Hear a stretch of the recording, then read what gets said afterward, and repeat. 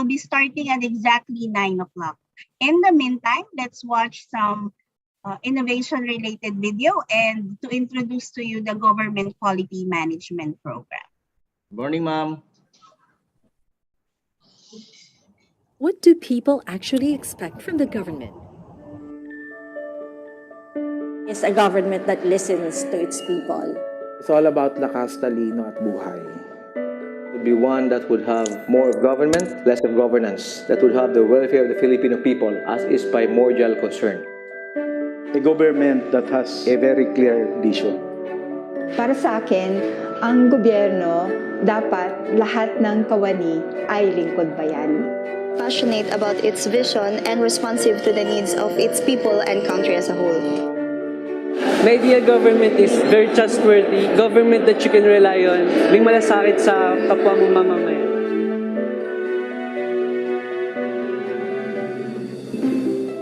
Ambisyon Natin 2040 reflects these expectations of the Filipino people through this collective long-term vision for the Philippines.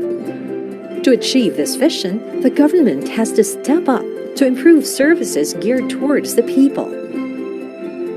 And this can be done through the Government Quality Management Program, or GQMP.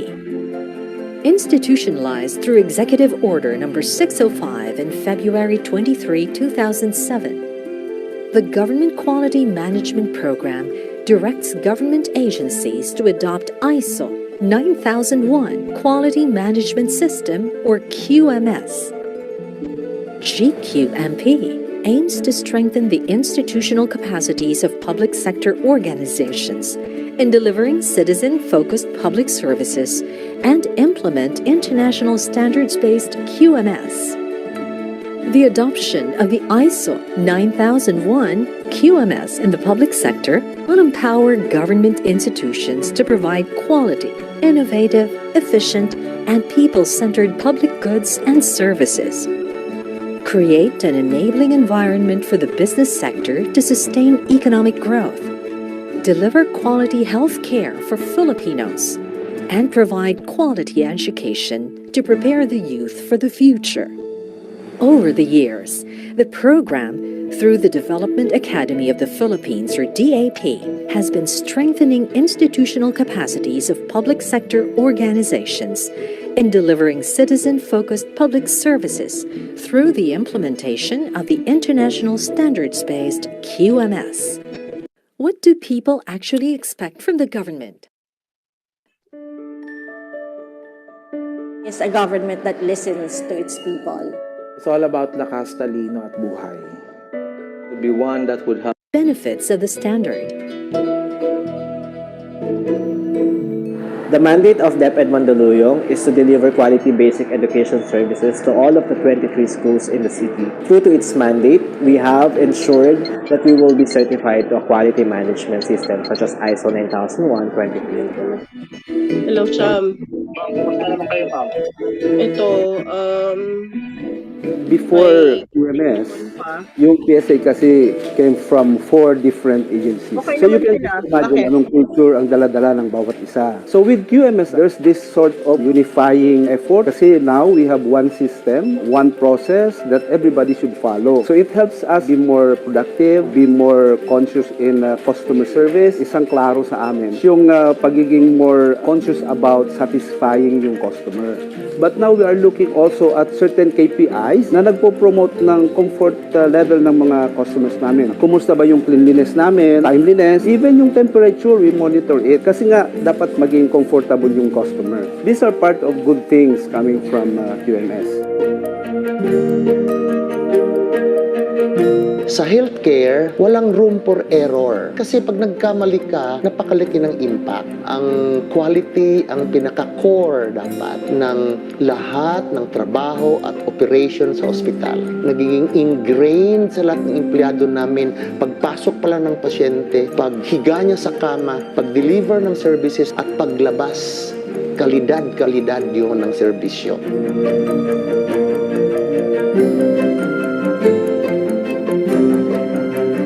A testament to all of this is the number of awards that Muntinlupa has received through the years. Most noteworthy is the back-to-back win for most business-friendly LGU. Speak highly of the level of competence that the city has manifested, and people have come to appreciate that. Not only businessmen, but ordinary folks. They want to start a new business, entrepreneurs who want to engage in a business. The mandate of the Basis Conversion Development Authority is actually to transform former U.S. military bases, identified military camps like Fort Bonifacio, into economic hub and help the government economy. BCDA, with its current implementation of the QMS, actually help the government in developing a sustainable economy and also the Build program of the government.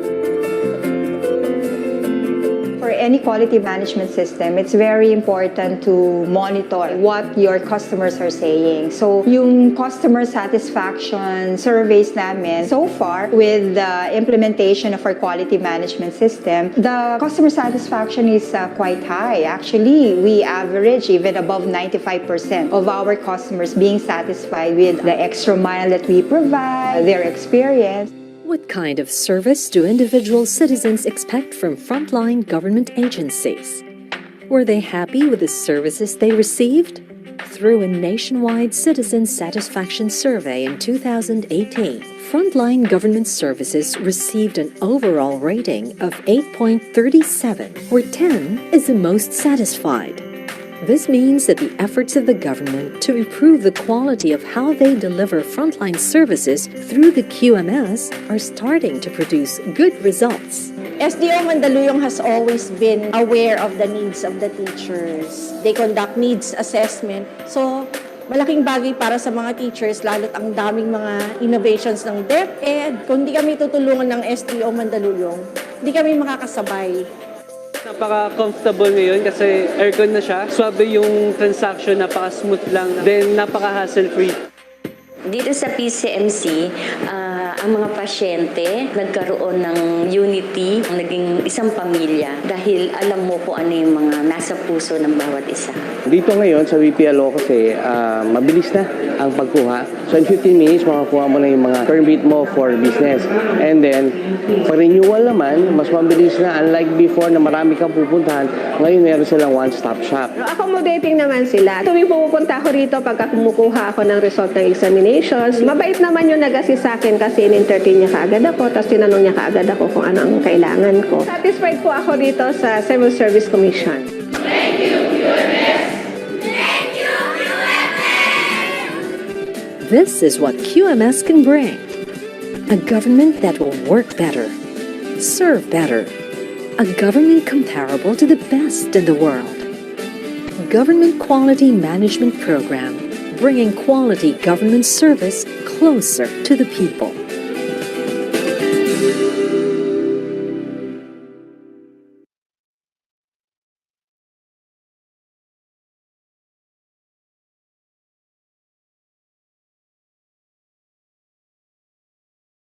What do people actually expect?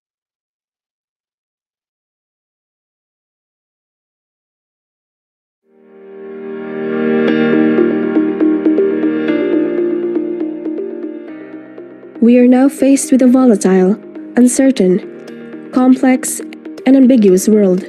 This is the era of disruptive changes, information overload, and lightning-paced developments. This is the age of innovation. Because of these rapid changes in the globe, the needs of the people changed as well. New mindsets were formed as accessibility and online transactions become integral parts of daily lives.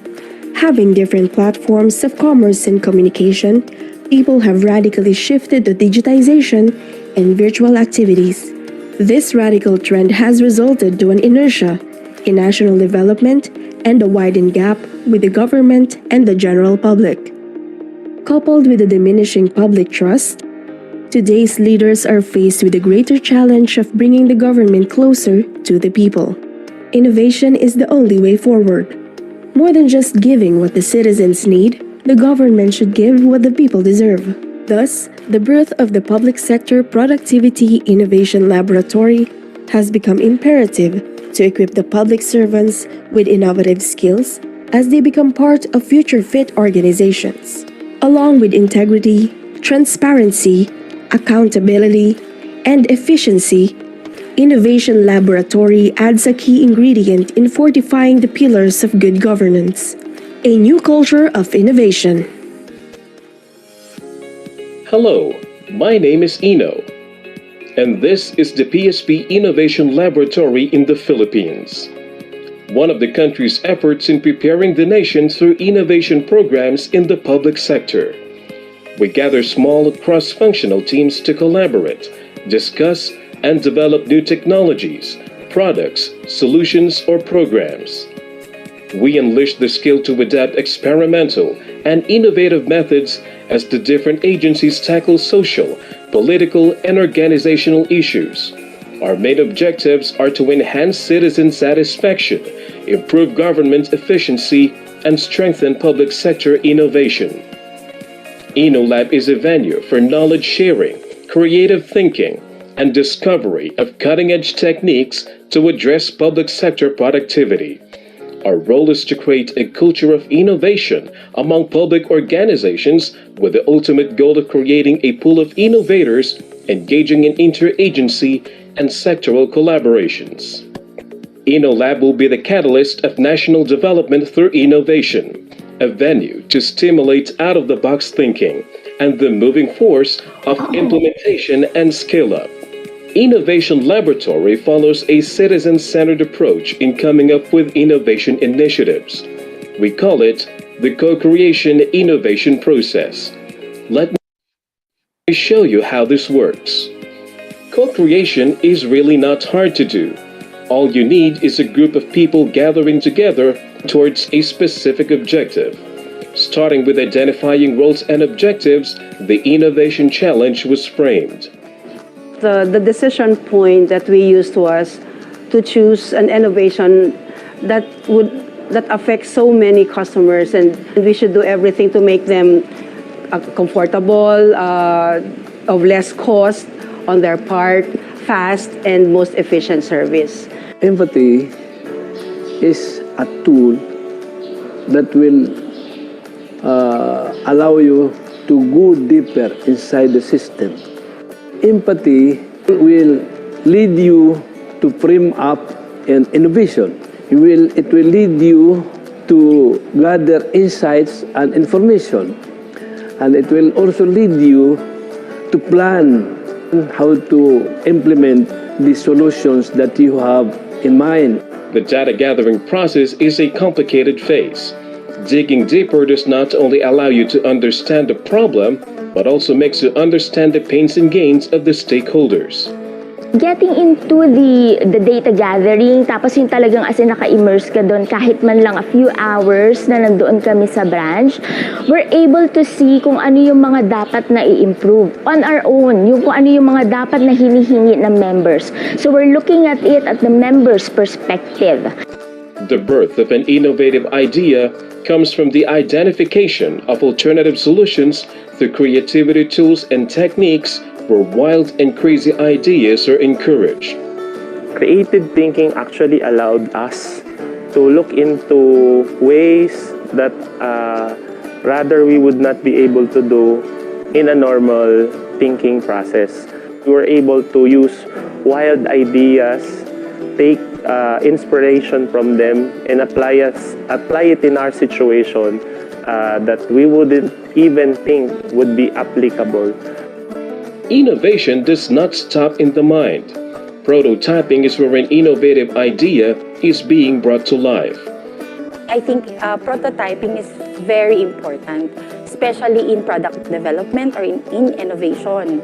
The prototyping is the best sample to show our stakeholders that we do understand what they express to us, that they convey to us. And as a response, we made these prototypes. This is just the start, okay? What happens next will depend on you.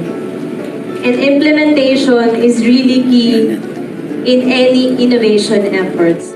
We are lucky enough that we have the public sector productivity to make it happen, to make this possible because they are provided us with solutions to unlock this problem that our members, our stakeholders are encountering.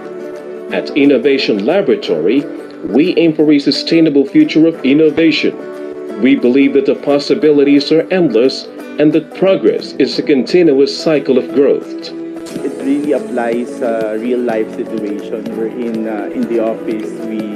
We are really bound by time and pressure. So, pinaka-memorable sa akin are those mga 5 minutes, 10 minutes na activities wherein you have to give your all of your effort. Those ideas with the collaboration, nagiging innovative siya, and it will actually help me. Skill kasi siya na parang mas nakakatulong pa siya sa akin in the future na makakome up ako ng mga better ideas. So parang non-stop thinking and non-stop innovation. I think it's very important because things are changing, specifically when it comes to the EODB law. Bootcamp makes government employees realize the value of innovation and how to make things easier for their clients. The drive for innovation in the government will prepare our nation as we leap towards the future under a sound governance and future-fit leadership. Join us as we spread the culture of innovation. There is no other time but now.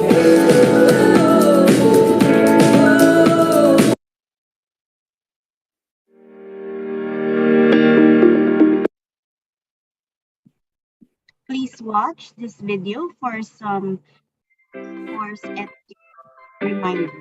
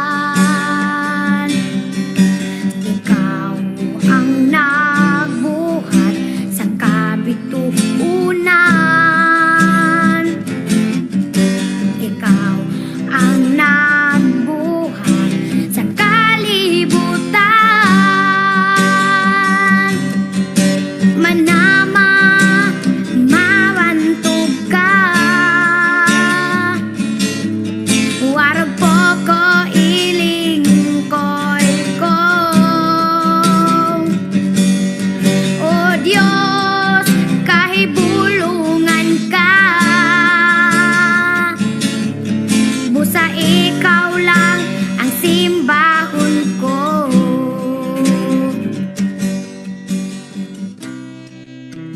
أعوذ بالله من الشيطان الرجيم بسم الله الرحمن الرحيم فقال ربكم ادعوني أستجب لكم آمين يا رب العالمين الحمد لله رب العالمين الرحمن الرحيم مالك يوم الدين إياك نعبد وإياك نستعين اهدنا الصراط المستقيم صراط الذين أنعمت عليهم غير المغضوب عليهم ولا الضالين آمين اللهم اجمع شمل المسلمين والكريستيان والأمة في مدينة دباو وسلم دائما مجتمعنا هذا بالسلم والأمن والتقدم في بلدنا هذا آمين يا رب العالمين ربنا لا تزغ قلوبنا بعد إذ هديتنا وهب لنا من لدنك رحمة إنك أنت الوهاب ربنا إنك أنت الوهاب ربنا آتنا في الدنيا حسنة وفي الآخرة حسنة وقنا عذاب النار وصلى الله على خير خلقه سيدنا محمد وعلى آله وصحبه وسلم سبحان ربك رب العزة عما يصفون وسلام على المرسلين والحمد لله رب العالمين آمين يا رب العالمين.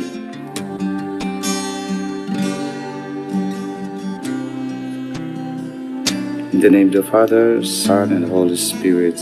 Amen. Our most gracious Heavenly Father, we come to you today to praise and worship you and give you thanks for all the things you continue to provide for ourselves and our families. Father, we humbly ask for forgiveness for all the times we have offended you, when we forget to acknowledge your presence in the image of our brothers and sisters, and for moments we fail to be good stewards of the blessings you have given us. Continue to guide and protect each one of us, Lord, that we may always walk in the lights of your everlasting love and mercy. Grant us, Father, with your comfort in times of distress and with your strength in times of weakness. Bestow upon us your unending grace and healing, that we may in turn become instruments of gentleness and compassion to others. We ask all this in the name of your Son, our Lord Jesus Christ, with the prayer and the intercession of our Blessed Mother. Amen. Manama, mawantog ka. Warag po ko iling ko'y ko.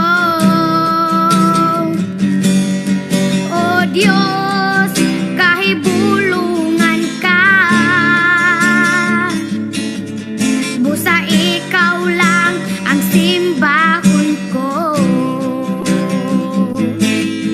Busa ikaw lang ang alagaran ko.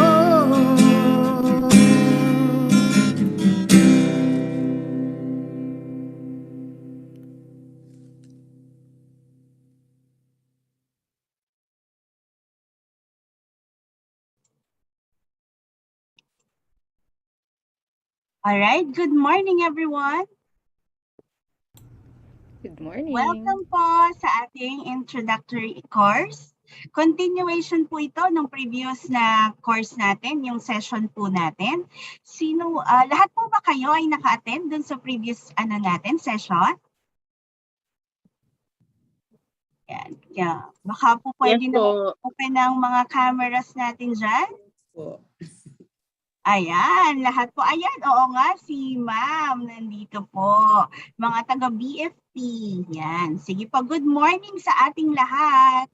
Ayan. Sige po. So ako pa rin po ang inyong pong facilitator para sa ating course today.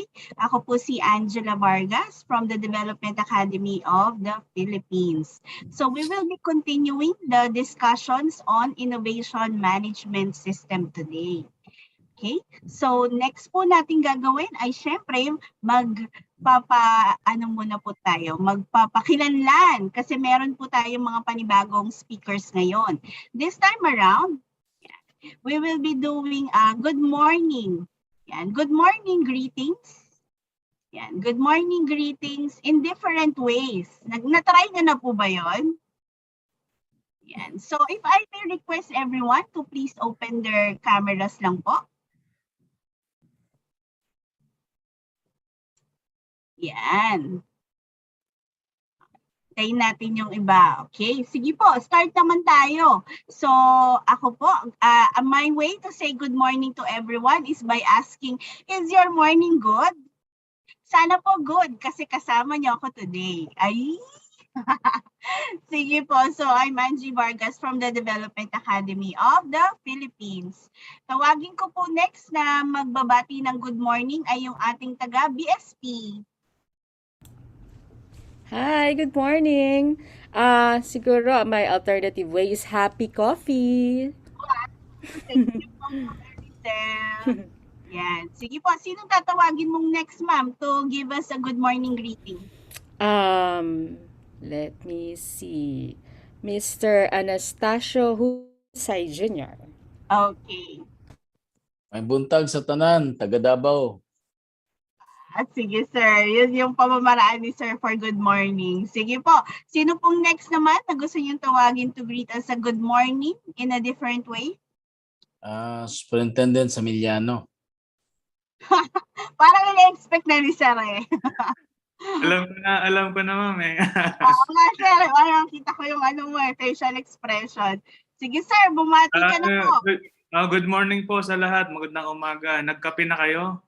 Nax! Tinaganag mo yung kay Maricel. Sige po, sir. Good morning. Ayan. Sino pong gusto mong next na bumate, sir? Si Sir Jofel po. Sabi ko na si Sir Jofel eh. Sir Jofel, Ayong buntag sa tanan, from Pagadian City. Okay. Bureau of Fire Protection Regional Office 9. Good Yes. morning. Yes, sir. Good morning po. Sino po yung next nating tatawagin to greet us? No. Sir? Si Ma'am Nia sa Corporate Planning Services. Ma'am, good morning. Okay. Hi, good morning po sa lahat. Have a great day for this morning. Wow. Thank Thank you you. for the greeting, ma'am. Sino po ang next mong gustong tawagin, ma'am? Ma'am Pidea, Attorney Jacqueline. Okay. Sorry. Magkapit-bahay kami. Opo. I think. Magandang umaga po sa lahat. Nawa tayong ay malusog at maligaya ngayong umaga. Oh, salamat naman sa ganyang pagbate, ma'am. Ma'am, sinong next mong tatawagin? Nakita ko po kanina may taga BSP yata. Hindi ko alam. Tapos na ba? BSP si Ma'am Erizel. Done na po, ma'am. Okay po. Yung taga 4B po. 4B. 4B? NT. Ma'am? Parang, baka po na-log out, ma'am. Anyone else? Baka po nag-log out. Opo, baka Sige po si Ma'am na-disconnect. Lorilyn na lang. Oh, si Ma'am Lorilyn from DAP. Sige po. Magandang umaga sa lahat. Good morning. At sana po lahat ay nakapag-almusal na. And I hope we learn a lot today. Okay. Thank you, Miss Len, for that greeting. Sino pong tatawagin mo, Miss Len, to greet us? How about Ray Molano? Sir Ray. Okay.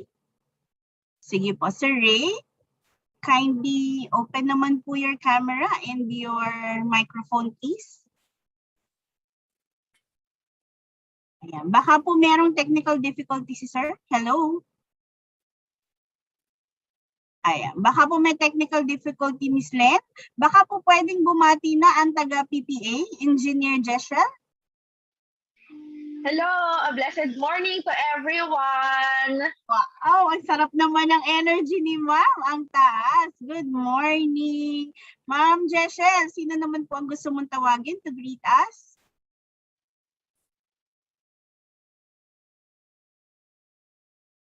Si Ma'am from DAP, si Ma'am Mary Ann. Oh, si Ma'am Mary Ann. Miss Mary Ann, pa-open naman ang video mo. Hello, magandang umaga. Nakikita na po ba niyo ako? Yes, Miss Maan. Hello, mayong buntag sa imong tanan. Bisaya yun pero hindi ako Bisaya. Okay. Thank you, Miss Maan, for the morning greeting. Who do you want us to greet next? Sino ba? Si Ma'am Charmaine. Andiyan ba si Ma'am Charmaine? Natawag na ba yan sa NPC? Di pa, Tapos hindi na pa. Hindi pa. Ayun, si Ma'am Charmaine, nandyan po ba sila? Yes po. Hello po. Charmaine. Hello po. A safe and healthy morning po to everyone. Keep safe po. Okay, thank you po for your greeting. I think we still have one more, si Ma'am Lynn. Kaapelido ko si Ma'am Lynn from Philpos. Hi, good morning, everyone. Excited for this learning this morning, and I'm having my allergies. That is why bulging yung eyes ko. But I'm still here. Good morning again. Good morning po. Thank you po sa pagbate. Ay, meron pa pala tayo si Attorney Sarah. Good morning, Attorney Sarah.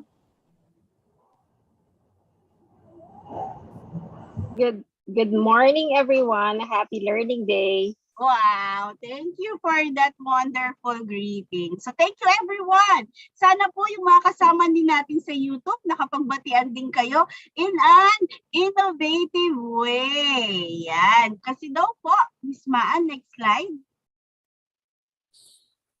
Yan, great innovation only happens when people aren't afraid to do things differently.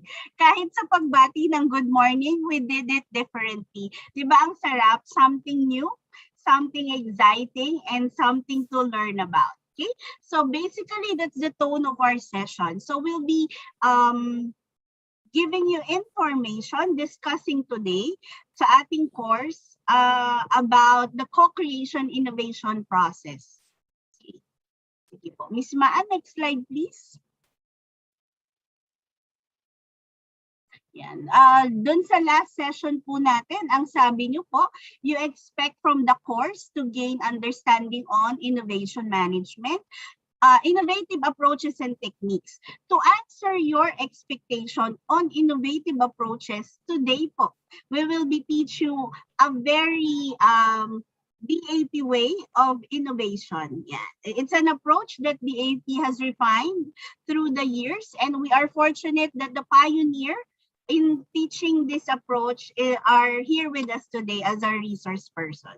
So I hope that you'll be able to learn integrating the management system with your current quality management system as a way to continually improve our quality management system.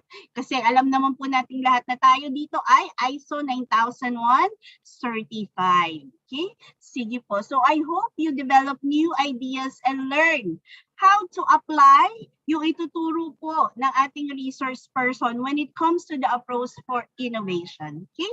Sige po. Next slide, Miss Maan.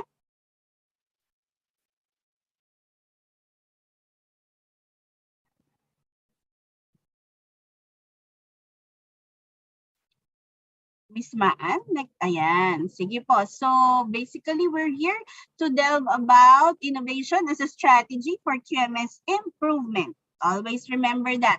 We discussed previously the ISO 56002, and this time around, we will be demonstrating some tools and concepts on co-creation innovation projects. So we hope that we will be able to inspire you to come up with your innovation projects. Next slide, Miss Maan.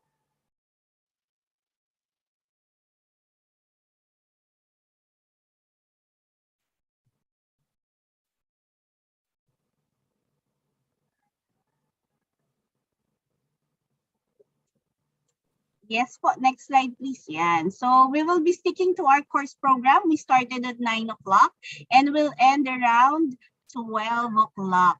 Okay? Sige po, Miss Maan. Next slide naman po. We'll be having a break at around 10 o'clock to 10:15.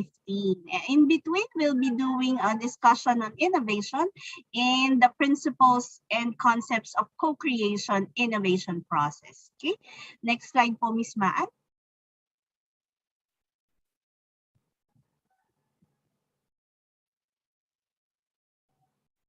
Okay. We expect that at the end of the session, you'll be more aware Sana po ma-excite namin kayo to do innovation as a way of improving your ISO 9001 quality management system. It doesn't have to be a standard, the ISO 56002. It just needs to be a part of our daily lives in a quality management system to continually improve and proactively improve by innovating. Sige po, Miss Maan, next slide please.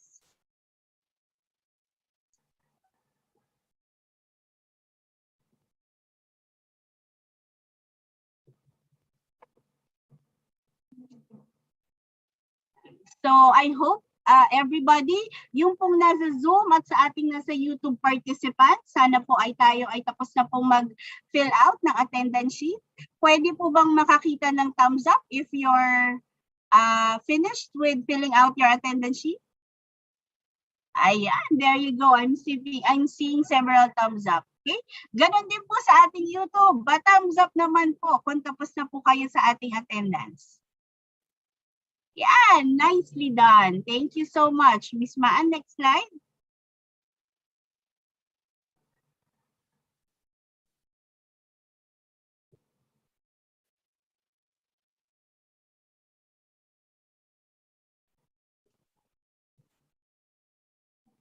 Yan. We also have available our Google Classroom and Google Drive for you to be able to access our presentation materials. Previous po, yung diniscuss ni Sir John Del Rosario, and of course, yung pong ating session for today. Okay, both can be accessed, materials can be accessed both by Google Classroom and by Google Drive link. Okay. So feel free po. On the chat box, nakasulat na po dyan yung mga link. So just access lang po.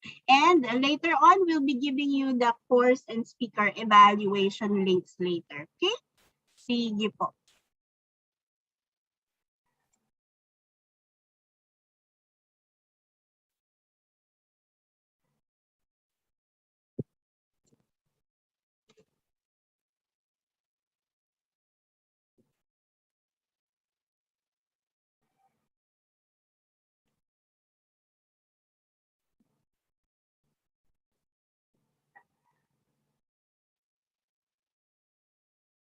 Okay, and now we're here to see naman the expectation from the speakers that they would be able to relate clearly and understandably the subject matter, that they are professional, knowledgeable, lively, and they will be able to deliver the course with mastery, and so that the participants will be aware on the ISO 9001 and how co-creation innovation process will be able to fit in with the ISO 9001 standard. They'll be sharing practical approaches.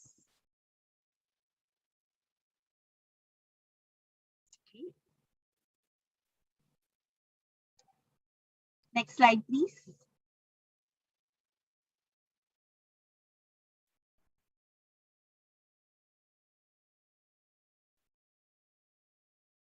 Yeah, so we are your DAP project team. I'm with Miss Len.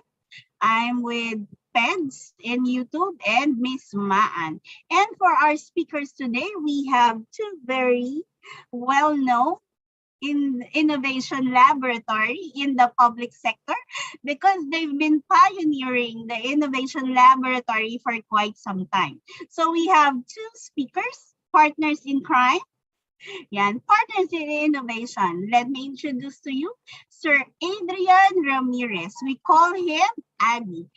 Addy is the project officer of the Development Academy of the Philippines.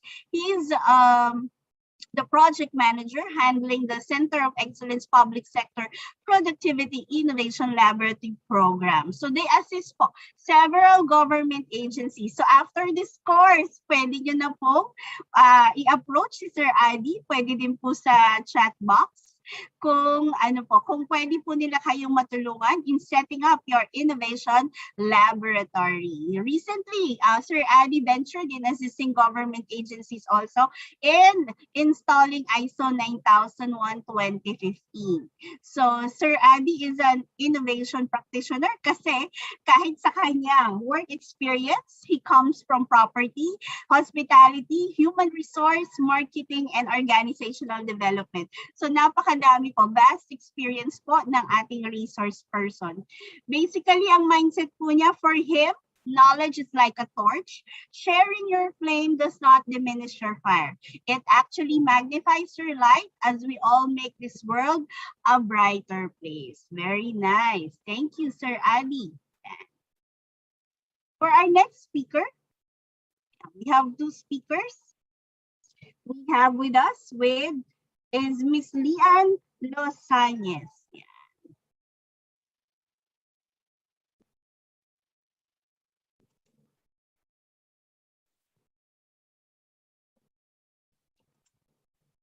Let me just, there you go. Miss Lian, we fondly call her Lian, is an Associate Project Officer of the Development Academy of the Philippines. Similar to Sir Adi, she's been working on the Innovation Laboratory as well as ISO 9001 Quality Management System for several government agencies. And for Lian, a firm believer of the power of empathy in creating innovations, she has managed various capacity building activities on innovating the public sector. Meron po kasi silang masterclass, bootcamp, and the Productivity Innovation Laboratory, the PSP, Public Sector Productivity Innovation Laboratory. So lagi niyo pong makikita dyan si Lian because she's always the lead facilitator for various innovation workshops of the PSP, working with a lot of government offices. So without further ado, let us call on our speakers, Sir Adi and Miss Lian. Let's give them a virtual clap naman po, everyone. Welcome, Sir Adi, Miss Lian. Hi, good morning, guys. Welcome to our introductory course on innovation approaches. Welcome to the second half of our session. Ayan. So again, hindi ko na po introduce yung sarili ko because I was already introduced formally. But you can call me Lian for short kasi mahaba yung pangalan ko. Very innovative yung mommy ko nung pinangalanan niya ako. Sir Adi? Yeah, good morning guys. We were not able to greet you in a very creative way kanina kasi hindi pa kami na-introduce. But let me greet you. Ang maganda si Ange po ngayong umaga. You look well and good morning guys. Ayan. So, I hope that you learn a lot in our session this morning because this is really something that we are very, very passionate about. And we are really looking forward to share with you our experience as well as our knowledge in really co-creating innovations in the government. But before we start with that, let me just show you this video.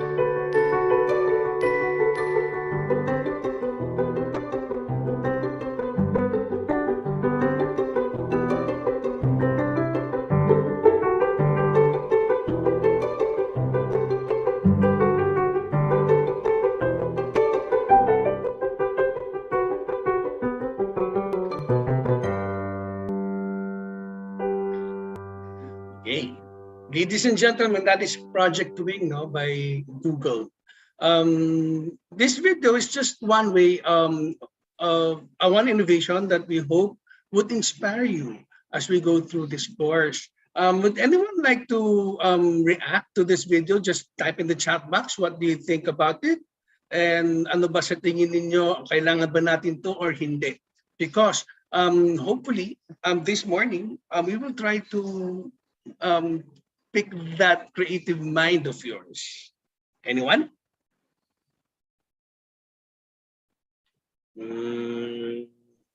Okay. I know medyo umaga pa po tayo, volunturo po tayo ngayon. We have this one way in innovating our our discussions. Meron po kami tinatawag na volunturo. Since wala po pa masyadong gusto mag-recite ngayon, maybe I can just call on someone. May I call on Attorney Jacqueline? What do you think about this video? It was amazing because several years ago, this technology is not possible. But for me, as from PIDEA, medyo natatakot yata ako dito dahil it may also be, you know, Tama pa yung tinawag ko. Yes, di ba? You know, yes. Alam mo po, isa po yun talaga, no? That's why ang role natin sa government is to really regulate these innovations. Ngayon, kung hindi tayo handa to regulate those, hindi talaga siya magpo-flourish. That's why I think we need to get ready. For example, very timely na si Ma'am po ang tinawag ko. And di ba? And we need to watch out for those. Kaya meron po tayong tinatawag na that innovation is an iterative process because we really need to make sure that it will stand the test of time and it will flourish. And one way of doing that, and it is our role, is to really regulate that. Sabi po ni Ms. Rizel, several innovations found there from ordering to packaging to way of delivery. Yeah, thank you very much for that. Nice start, no? Alam ko medyo hindi pa tayo umiinit. But painitin ko lang po muna kayo. Before we move on, I would just like to ask you 2 questions. Yes or no lang po in the chat box. And also our viewers from YouTube, you're free to answer. Ang una kong tanong, do we need innovations like this in the Philippines? Yes or no? Yes. So just a reminder, you can type it on the chat box or really for those na YouTube participants natin, you can type it also in the comment box. Yes. Okay. Unanimously, yes po, no? Yeah. So no question about that, especially during the pandemic, no?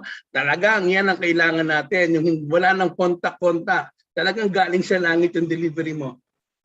Second question ko po, are we ready for innovations like this in the Philippines? Yan. Yes or no? Yes? Yes pa rin po ba? Yes? Maybe? Yeah, meron ng maybe, no? Meron bang nagsasabi ng no? How about our friends from YouTube? Sir Adi, from YouTube, it's raining thumbs up. There's no rain. Yeah. Okay. So medyo, di ba, nung unang kong tinanong kailangan natin, yes agad. And then, nung tinanong ko if already, hindi na sumagot yung iba, may sumagot ng maybe, may sumagot ng go. That is why we have workshops like this. Okay? Because for us to be ready, for the country to be ready to innovate, ang pinakaunang kailangan maging ready ay tayo in the public sector. Kasi tayo ang magsusuporta sa kanila. And hopefully, this 2-hour workshop, 2-hour talk will inspire you and just really kick off that fire or culture of innovation in you. I know this is not enough, but sana magsimula po ito, and then we will do our best to really light that in fire of innovation in you. Now, we don't need to introduce ourselves anymore, no? I'm Adrian and Lian. And ang aming goal po for this morning is to really pick that creative mind of yours and to really open up your senses to innovation. So let's start it with some brain teasers. Lian? Okay, so as talking about creativity exercises and talking about innovations, we are now going to help you unleash your creativity and make you a creative person through these short exercises. Okay, so before we really start our introduction to service quality innovations and co-creating innovations in the government, let's have first this activity.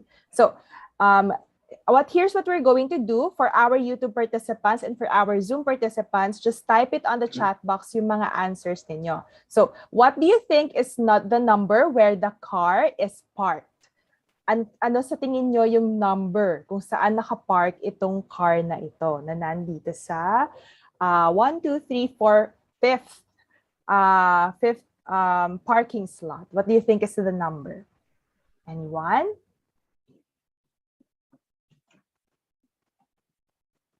58. Some says it's 58. How about the others? What do you think is the number? Ano kaya?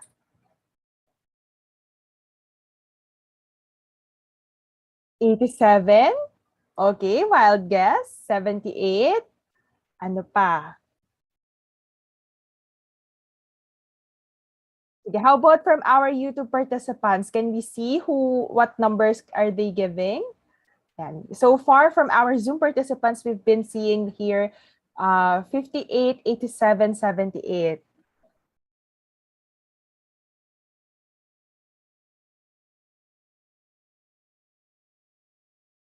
How about from our YouTube participants? Miss Maan, Miss Lynn, Miss Ange, can we see from our YouTube participants what are their responses? No, one way to be creative is to always look at things in another way. 87 daw, sir, na sabi ni Ma'am Maricel. Hi, Miss Lian. Sa ating YouTube participants, some have said 87. Sabi ni Sir Richard. Sabi ni Sir Raul, 87. Sabi ni Ma'am Micaela ng BIR ay 78. Ma'am Bea, 87. Ma'am J ay 78 daw. Okay, there you go. So we have a lot of 78, 87 answers. Let's see what is the number where this car is really parked. Okay, let's look at this one. Ready na ba? There, it's actually 87. So why is it 87? It's because when you rotate this picture, you can find there the number where naka-invert yung mga numbers na to. So 86, 87, 88, 89, 90, and 91 yung slots ng ating parking lot. Okay? So what do we learn about this activity? Sir Adi? Yeah. As I said, always there are always two sides of the coin, and there are always a lot of ways to skin a cat. So just looking at changing your perspective can really matter a lot, especially in thinking of creative and innovative products and services. Yeah. So the first thing that you need to do when you want to innovate, think outside the box and change your perspective. Challenge the way you see things. Even if it's most obvious or even if it's already a fact or something that is already established. Change your perspective and challenge them to become really, really creative. Now, let's have another activity para po sa mga hindi nakasagot. Okay, this one, iba naman to, no? Kung kanina nag-change siya ng perspective, let's try to look at this one. What do you think is common among these 7 words? Ano yung commonality nila? Yeah, medyo iba naman. Medyo mahirapan tayo ng konti. So just squeeze your mind. Look at it. Anybody? Type in the chat box, YouTube participants.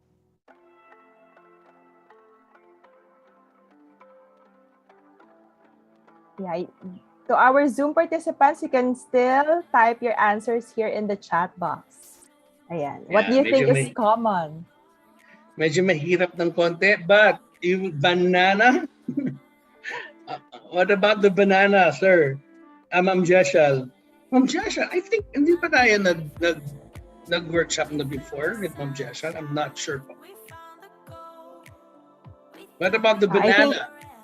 I think si Ma'am Jeshal yung nanalo ng free slots natin ng QMS Oh, Golf yes! Oo nga. Kaya pala familiar. So, welcome, Ma'am Jeshal. 2 to 3 similar letters in every word. Yeah? Very. Yeah, repeated letters Repeated letters. Well, not all, no? Sige, malapit how about na. the word? Oo. How about the, yeah. Malapit na dun sa repeated letters. Sige, another way, clue lang po, no? Sabi ko kanina, change your perspective. This time, aside from changing the perspective, try to move things a little. For example, pag nag-innovate ako, kung yung handle na nasa side, pwede ko siyang ilagay sa ilalim kung medyo, di ba, gawin ko siyang panghukay. So, ganon. All has 2 vowels and all has 2 consonants. Well, meron yung dresser, 3 ang consonants mo. Tama? How about from our YouTube participants? What are they saying kaya? Yeah. Sige. Medyo, meron na ba man? Yun, no? Ang sabi po ni Ms. Julina from YouTube, they are all inside the black box. Oh, iba na perspective na. Correct naman. Correct. That's correct. Okay. Yeah, sige. Thank you, Ms. Julina. Yeah, I think si Ma'am Charmaine got the answer. Sabi niya, when you transfer the last letter, it will have the same word. Everybody, look at the word. Try to move the first letter, ilagay niyo po sa dulo at basahin niyo pabalik. See? So kung yung B po, nilagay niyo sa dulo ng banana, banana pa rin siya pag binasa niyo. Same with the dresser, grammar, potato, revive, and even in a sense. And so I hope kahit paano, no, we were able to show you not just a simple act of moving something will really create a different impact. Okay? So yun lang po yung gusto naming i-ano dito sa exercise na ito. Okay? Yes. So when you do innovations, the first thing again that you need to do, think outside the box and be creative, change your perspective. And secondly, move things, move people, move organizations, and move your structures, challenge them, and really become the most creative innovator in your organization. So, sabi kanina ni Sir Adi, why do we need public sector innovation? Why do we need to innovate in the public sector, in the government? Let me show you this video to help us understand why innovation is needed, especially nowadays in the Philippine public sector.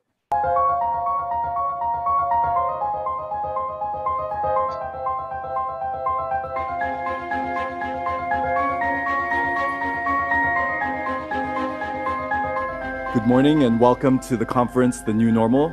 You know, the work of the Observatory for Public Sector Innovation says that in order to be innovative, you need to have the motivation, you need to have the capability, and you need to have the opportunities.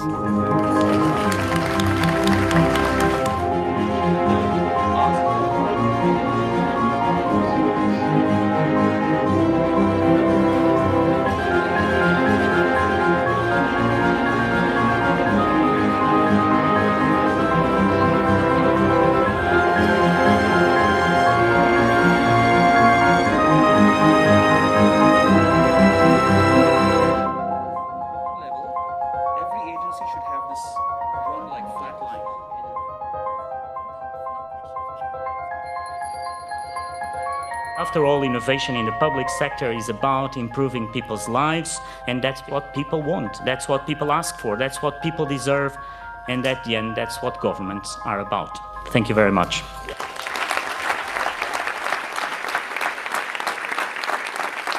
Okay, what do you think about the video? Any insights that you want to share? What do you think about the video? This was actually a documentation of the conference in the public sector productivity or public sector innovation conference way back in 2007. And way back in 2007, they were already talking about the new normal. But during that time, the new normal, how they defined the new normal as something like in the age of digitization, the age of making everything online, making it having a digital identity, and so on and so forth. It's not actually the new normal that we are now experiencing. So what do you think about the video, guys? You can type it on the chat box or freely unmute your mic. Help us co-create this session by sharing with us your thoughts and just having a little bit of conversations with us. So anyone? What do you think about the video? Lian, parang nararamdaman ko gusto mag-share ni Ma'am Rizel. Ayan, sige po, Ma'am Erizel. Ganun pa? Na-feel mo ba? No, what really catched my attention was yung the new normal. Parang, and then I was seeing people without mask. Sabi ko, so it must have been created nga, or the conference must have been done prior to the pandemic, and yet they were already talking about a new normal or a new way of doing things. So parang they were way ahead of the time. Yes, ayan. This was actually conducted by the OECD way back in 2007. Ayan. Way back early 2007, 2006. They were already talking about public sector innovation, innovating the government. Ayan. Ano sinasabi about innovations in the government? In order to make it flourish, sabi sa video, we need to have motivations, we need to have capabilities, we need to have opportunities, diba? What's really striking, yun yung pinaka-striking for me in this video. And then it takes me back to realize na, oo nga, no, during the height of the pandemic, we were really unsure about how things would turn out. Kami sa DAP ay classic example namin ito.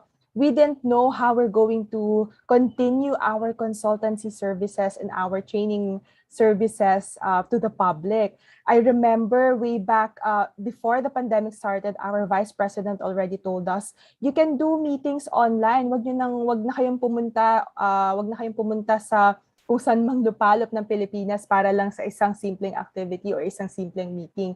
You can just do things online. And we were just laughing about it. We didn't know how to do things online. But right now, diba, with the COVID-19 pandemic, although it has a lot of negative, we have a lot of negative experiences, it gave us an opportunity to rethink and to re-strategize about how we're going to deliver government services, diba? So that's one thing, opportunity. What else? Sabi, motivation. That's yung fuel, yung drive of really helping the people, the heart of public service, diba? Public service that serves as our motivation to innovate. And finally, capability. Kaya po nandito ang DAP to help you, to help the Philippine public sector improve and become innovative through our various programs and projects. We're going to help government organizations to really shift their perspective about how we do things in the government and give you a new perspective on how we can really make innovations flourish. Because at the end of the day, this is what government is all about. It's making people and making people's lives, making the Filipinos' lives better. Ayan. So let's move to the next part. So sabi natin, we have a lot of mechanisms na in the government during the COVID-19 pandemic. We have there are a lot of innovations that were really raised, that were really flourished during that time, diba? Nakakita tayo ng mga online systems, nakakita tayo ng mga mobile palengkes, which really brought government services closer to the people, diba? And that is basically anchored on Ambition natin 2040. Remember, the long-term goal of the Philippines is to have this matatag, maginhawa at panatag na buhay para sa lahat ng Pilipino. And our contribution to the ambition natin is on malasakit. We want to enhance the social fabric of public sector institutions. And to do that, of course, we need to have citizen-centered, innovative, clean, efficient, effective, and inclusive delivery public goods and services. Now, take note, gusto natin, ang intended outcome natin sa PDP is to have an innovative delivery of public goods and services. And that's why we have a lot of public sector reforms. Meron tayong Ease of Doing Business Act, meron tayong Citizens Charter, diba? Meron tayong Results-Based Performance Management System, PBB. Meron tayong Philippine Quality Award that actually helps that actually awards or recognizes a lot of government institutions that serves as the highest form of quality in the organization.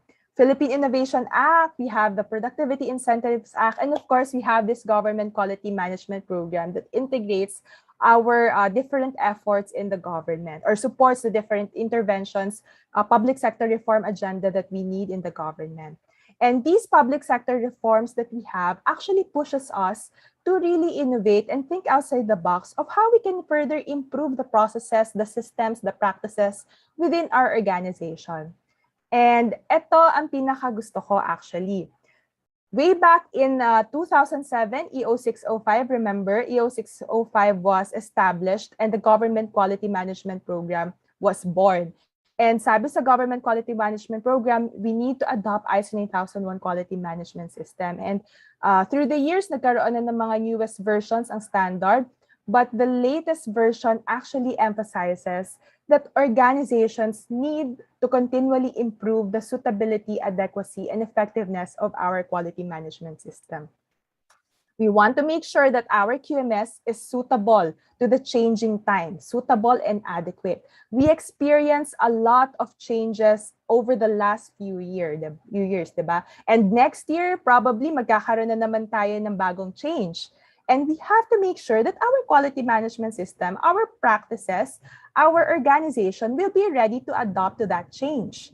And how are we going to do that? Sabi na standard, we can do it through breakthrough change. Ito yung mga tinatawag na radical innovations. Like for example, the internet.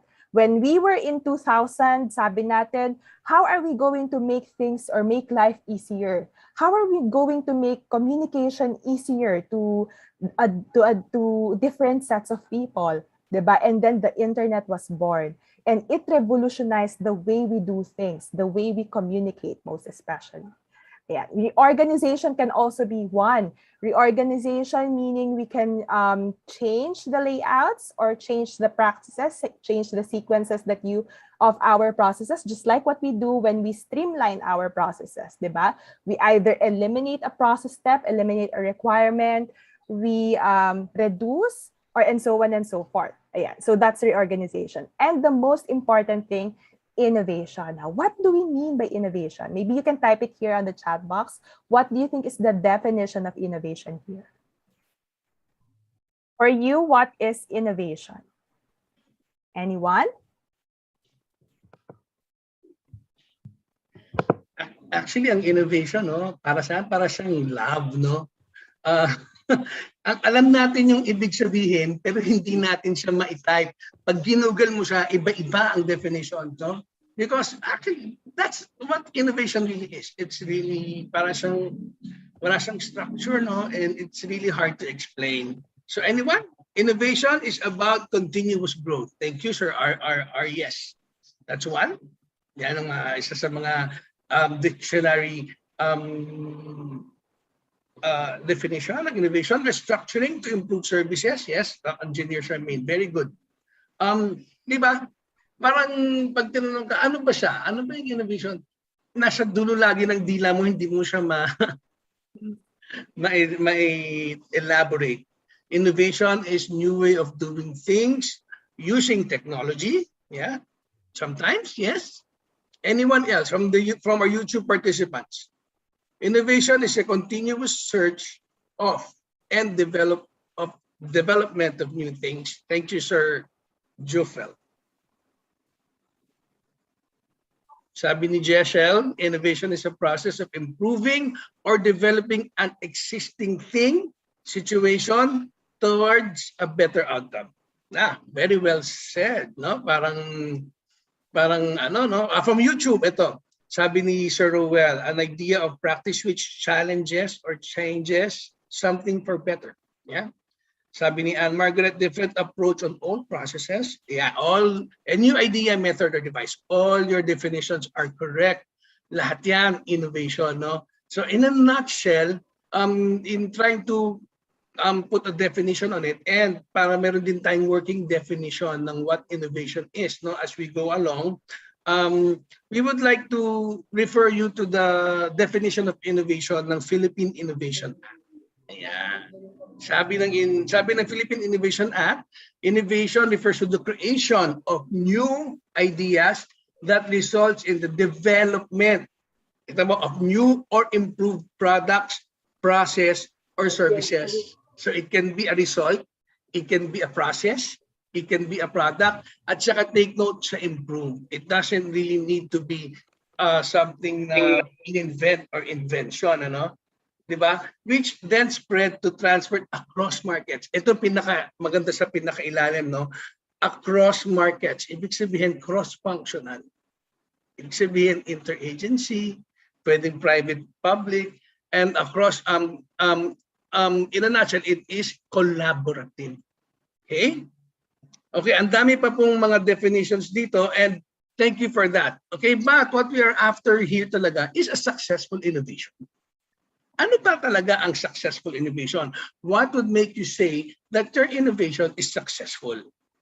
So tama, finalo natin yung process. It's an improvement of something existing. It is an improved service, an improved product. But then sometimes, pwedeng hindi maging successful ang innovation natin.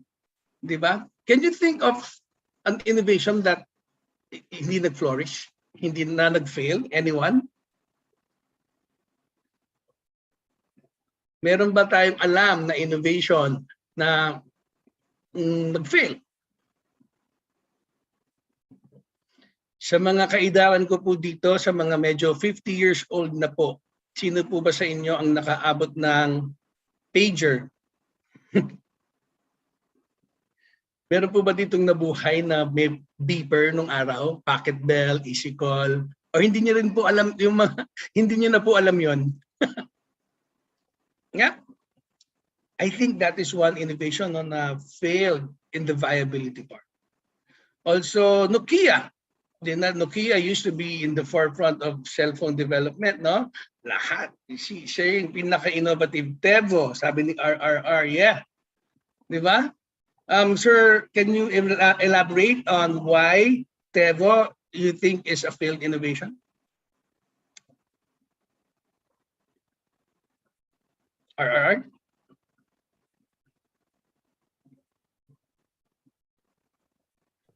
Okay. Yes, Hello? sir. Yes.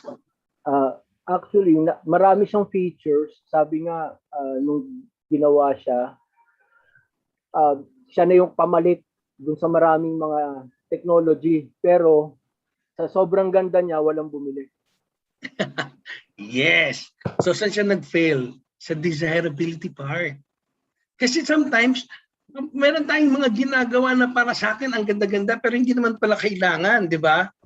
And then, siyempre mataas din ang cost no? Baka, so, they failed in that part. Okay? Wrong marketing, maybe? Yes? But basically, they were not able to anchor it to a basic need. Because the first factor that you need to consider in having your formula, in having your innovation successful is desirability. Nasa pinakailalim po, desirable. It should be based on a need. It should be able to address something na kailangan ng ating stakeholders, ng ating end users. And it is not enough that it is needed or wanted by our stakeholders. It should also be feasible. Yeah, in laser displayer, we will go there later, Ma'am Erizan, no? Feasibility. Kasi ang innovation, may idea ko, tapos hindi ko naman siya kayang gawing totoo o hindi ko siya may implement, edi hindi siya successful. Naging panaginip lang siya. There were times when I remember when I was young, no, yung cellphone na 3210, pinaglalaroan namin yung idea ng camera. Di ba? It was just a ridiculous concept. For us, it was crazy to have a camera in the cell phone, but someone was bold enough. Di ba? Nokia, I think, was bold enough to try to make it feasible. So naalala nyo, N76 ata yun, no? Yung unang cellphone na may camera, it revolutionized, di ba? The world, it took the world by storm. But then nag-fail siya. Bakit? Hindi niya kasi na-fulfill yung third factor, which is viability. 7610 niya, I remember, really, I have that. Pinag-ipunan ko pa yung 7610 na yun. Nung bata ako, grabe yung sinaslide na yun. Because for me, when I had that, I think I was the most innovative person in the world. But then, there's always the viability part. I think most of the innovations fail in this aspect. Because an innovation should always stand the test of time. Diba? An innovation should not be short-lived. Yung pager, si Tivo, yung laser disc player, ang ganda, ang mahal, everybody wanted it. Diba? But did we really need it? And then, ang laki-laki niya, diba? Hanggang sa lumiit, naging microchip, ngayon USB na lang. Diba? So you are not able to adapt to the changing world. So that is very important. And in any innovation, importante na you are able to iterate or iterate. Yes, sasabi nila. Because innovation is an iterative process that you should be able to manipulate it to stand the test of time. Okay, sabi ni Jenna, wala ang pager nung lumabas ang cellphone. Hindi sila naka-update. Correct. Yeah. Naabutan ni Jay ang easy call. Ako po lahat. Packet bell, easy call, 158. Lahat po yan. Nagka-pager ako nung araw. Okay. So in this process, paano tayo gumagawa ng successful innovation? And we will talk about that in the next few slides. Okay, so talking about successful innovations, let me ask you, what do you think about this picture? Who do you think this is? You can type your answers in the chat box or unmute your mic if you know who this person is. Sino kaya siya? Sino kaya? Any idea? Have you ever met her? What do you think? Mukhang wala pang nakakaalam nito sa ating. How about from our YouTube participants? Yeah, okay. So this is actually one of the earliest innovations in during the COVID-19 pandemic. This is actually Kira. And Kira is a chatbot created by DOH's technology partners. So DOH commissioned some of these partners to develop this application wherein it's a chatbot actually, wherein during the height of the pandemic, if you need any assistance, data or any information about COVID, you can ask Kira, and it has a lot of logarithms about and a lot of information about COVID-19, what to do if ever you have a symptom, where to go, what data, ano yung status ng cases in your locality, and so on and so forth. And this is one of the earliest innovations that we saw during the COVID-19 pandemic. Ayan. Now, right now, talking about the three formula for successful innovation, sabi natin it started with an idea, and then it was implemented. How does it ensure its viability? So right now, Kira is actually now integrated with other platforms of the IATF. It's integrated with the TANOD COVID of the DILG. It's actually a reporting mechanism for cases in your locality, and the DOST's Faster. It's actually a data monitoring data center about the COVID-19 pandemic. So, mas naging powerful yung Kira app when it was already integrated with the various tools and technologies of the IATF. Mas naging well-informed, mas naging parang kumbaga kung sa tao yan, mas naging smart yung chatbot because it has now data from the different organizations, different platforms that we have. So when we are going to make our innovations viable, you can also do a simple scaling up, diba? Simple upgrade ng ating mga systems and our practices that can be an innovation as well. But take note, not all innovations are actually involve technology heavy. Okay, Sir Adi? Yeah. Yeah, kasi kanina sabi, no, may nagsabi sa inyo that innovation involves technology. You will be surprised that so as long as you address a certain need, hindi mo naman kailangan ng malaking pera sometimes, no? Sometimes you do not need a grandiose project for you to be called an innovation. And not all innovations call for digital transformation. I would like, please bear that in mind. Okay, just so as long as it is based on the need and it is implementable and it is viable, then it is a successful innovation. Please watch this video. South Korea, a country devoid of oil. Seoul, a city where 1/4 of Koreans live, with one of the world's highest gasoline consumption. The situation is getting worse. Car usage is increasing. Petroleum costs are rising. Parking spaces are scarce. People are stressed out. Every day, a Seoul driver wanders 500 meters to find a parking space. In a month, this equals 15 kilometers or 1 liter of gas. S-Oil, one of the 4 oil companies in Korea, took action. It is on a mission to save oil. Right here, right now. Thus begins the HERE campaign. It has set up a HERE balloon for each parking space. As a car parks in it, the balloon falls. When the car exits, the balloon rises. Cars can spot these balloons from afar. They can spot open parking spaces without wandering.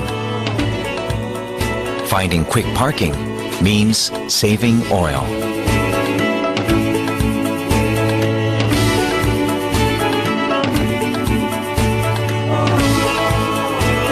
One easily spotted parking spot is worth 1 liter of oil saved.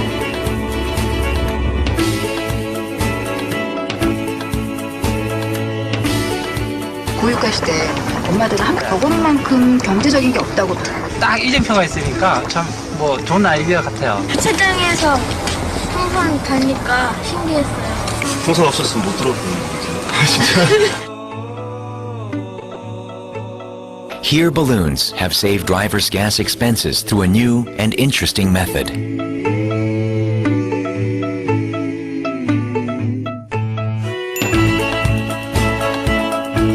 S-Oil, the oil seller, gained the impression of an oil-saving company.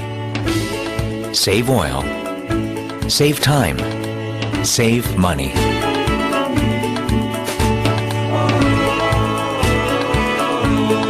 HERE, taking action for a better world.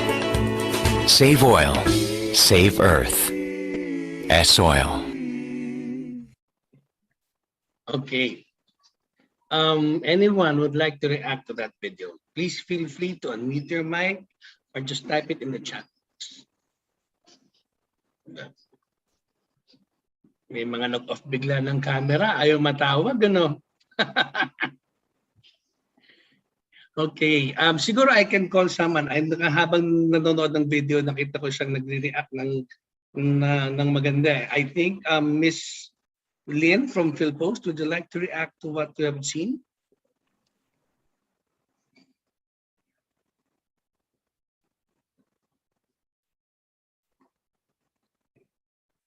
Yeah.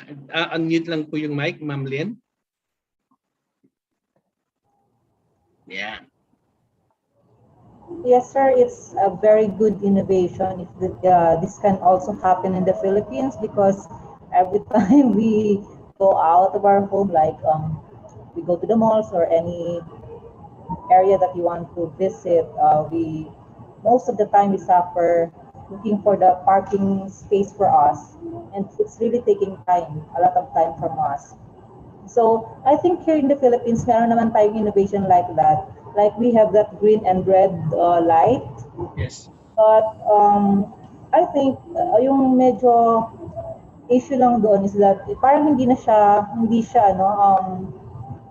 accurate. Minsan nakailaw siya, minsan naka-green siya pero meron pala siya na naka-park. Parang ganun yung experience natin in the Philippines. But this one's parang ang cute niya kasi meron siyang balloon. When we see balloon, parang nakakabata. Tapos, yun nga, mag-enjoy ka din na mabilis ka makahanap ng parking space for you. And then makakasave na tayo ng time, money, and oil. Thank you. Yeah, thank you. Yeah, actually, ang problema ng light mechanism na yun sa mga SM malls is hindi nila na-anticipate yung sizes ng cars. Kasi kung maliit yung kotse mo, mamimiss mo yung sensor. Kaya sabi ni Sir J, I hope SM malls apply the idea of S-oil, no? Less power and money. Yes, kasi ito pwede ito sa mga open parking lots. Of course, this is open for improvement, no? Marami din dyan, marami ka rin considerations dyan like environment, saan pupunta yung mga lobo na yan, lalo sa Pilipinas na nakawin ng mga bata yung lobo na yan, di ba? So, but those will be part of your iteration na. I just want to point out one thing about this video that really struck me, no? Can anyone tell me sino ang proponent nito? Sino ang nag-isip ng idea na yan? Ito pala, sinabi na ni Sir J, no? S-Oil. It was launched by S-Oil.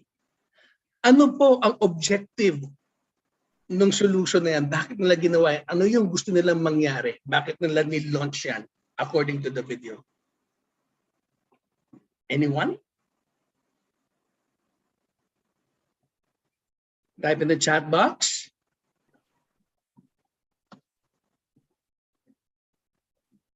Diba? What prompted the solution? Ano yung problema na it's nice to consider Mother Earth and innovating something? Yes. Yun, sabi ni Superintendent Semiliano, saving oil. Imagine an oil company encouraging people to save oil. So that is a classic example that you are taking the stakeholder or the end user in mind. You are giving them fulfilling the desirability aspect. Kahit na oil company ako, bakit hindi ko hahayaan na mag-waste kayo ng oil? Kahit ba ikahirap ko yan. But then, anong balik nun? Siyempre, babalik naman sa kanila na innovation is a cycle. If people save oil, tataas ang komersyo, tataas ang spending power, tataas ang consumption. Anong unang cost na tataas pag tumaas ang ekonomiya? Oil pa rin naman eh. Diba? So that is the beauty of innovations. Paikot siya and it is all interrelated. Right? That's why we need to innovate in the government para naman masuportahan natin yung mga ganitong innovations ng private sector. Not only that, na us in the government as well are able to come up with innovations to improve our services. Okay, so now that we were able to give you a lot of different types of innovation, we can do technology, we can do a simple innovation just like the S-Oil. Let us show you what are the different types of innovations that we have in the Philippine government. So now this is based on the Philippine Innovation Act of 2018. And the Philippine Innovation Act discusses or describes 4 types basically of innovation. The first one is policy innovation. Now take note, this is actually the most difficult and perhaps one of the things that we really need in the government. It's innovating the regulations that we have in the Philippines. Okay, so basically we talk about how are we going to innovate or think about things or do things differently in the policy making process? Okay, from the start, from agenda setting, going to policy formulation, and first and the most important thing, yung policy implementation. So talking about the realm of policy, how are we going to improve the quality of our regulations? How are we going to think about how are we going to make our regulations more meaningful, more user-centric or more Filipino-centric rather than business-centric, and so on and so forth. The next thing is yung process innovation. Now, this is the most typical innovations that we experience in the Philippine government, diba? And because of a lot of initiatives like the EODB and yung RBPMS, because of the PBB, we were really forced, or we were really pushed to do processes, to innovate our processes, especially our frontline services. So yung mga ginagawa nating improvements in our processes, in our systems, those are process innovations. So yung mga one-stop shop na ginagawa natin, online system, just like yung Commission on Filipinos Overseas, they were able to design and develop the, of course, Overseas Filipino online registration system. So that's process innovation. You can also do product innovation. Now, typically, this include yung mga products and services natin in the government. How are we going to create more meaningful products for our clients, for our stakeholders? Okay, just like, for example, the DAP, we have a lot of new programs. Like, for example, yung Modernizing Government Regulations program, which was introduced in the Philippine government. Yeah, that's a product innovation. That's one of our new product lines in the Philippine government. We have yung 4Ps when during the time na first introduced yon, that was actually a product innovation because that's a new program, a new service for our Filipino citizens. And meron tayong mga tinatawag na social innovation. Social innovations, ang aim niya is to improve people's lives, improve a community's or a sector's life. So yung mga programa nung ating mga for example, ng Department of Agriculture natin on Kadiwa, diba? Those are social innovation because it's improving the lives of our farmers. Okay? So the most powerful type of innovation is actually the combination of everything. Now, take note, we can, in the government, we can actually combine all of these types of innovation. Whenever we do, for example, we create new programs, we start, diba, with policies. No programs will be created when a policy is not passed, diba? Just like yung mga regulations natin, before we implement new programs, new projects, new systems, or new processes, kailangan may kaakibat na mga polisiya, may kaakibat na batas. Okay? Processes, we streamline, we implement yung mga processes natin once this is already a procedure, for example, or a guideline. And then we create programs na nag-i-impact to a different set of people, to a specific sector. That's product innovation and social innovation. So combine everything, all the types of innovation to make your product or your service more meaningful, more value-adding to your stakeholders. Okay? So ito po yung mga pwede nating or possible nating gawing innovation within the government. And again, the most powerful innovation is the combination of all these types of innovation. Okay? Now, after this, we are going to actually pause for a 10-minute break. So time check, it's already 10:19. We will be pausing first for a 10-minute break, and then we will resume our session at 10:29. But before we pause for a break, do you have any questions? Maybe we can allot a minute for questions or clarifications. Okay. Going once, going twice. Sige. So kung wala, let's pause for a 10-minute break. And later, after the break, we are going to talk about how do we do innovations in the government. Okay? So 10 minutes po muna. You can turn off your cameras and we will see you after the break. See you guys. Have a hearty break. Grab a cup of coffee.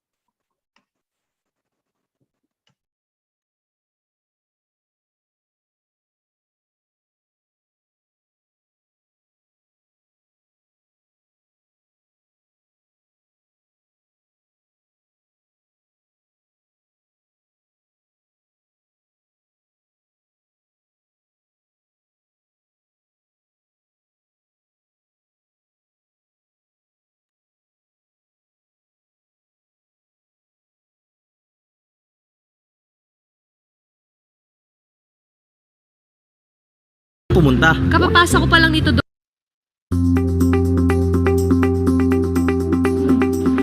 Gusto ko magtayo ng negosyo. Pero saang agency o opisina ba ako dapat unang pumunta? Kapapasa ko pa lang dito doon sa isang opisina, hinihingi na naman dito? Ang dami at ang mahal naman ng mga babayaran. Anong basyan ng mga to? Let's face it, there are a lot of government regulations, processes, and requirements that contribute to the unnecessary burden of the people who wants to do business in the country. Most of the time, the purpose of a regulation is not well communicated to the regulated sector that leaves them clueless on what the regulations are for. Redundant requirements, unclear basis of fees, where the amount is paid at times not proportionate to the service. On the other hand, implementation of new regulation also means added cost and use of more resources on the part of the government. And sometimes, the cost outweighs the estimated benefits of the regulation. Redundant processes, overlapping regulations among agencies, complicated requirements, unreasonable fees. The unnecessary burdens of regulation, small businesses struggle to grow. Generation of jobs decreases. And unemployment grows.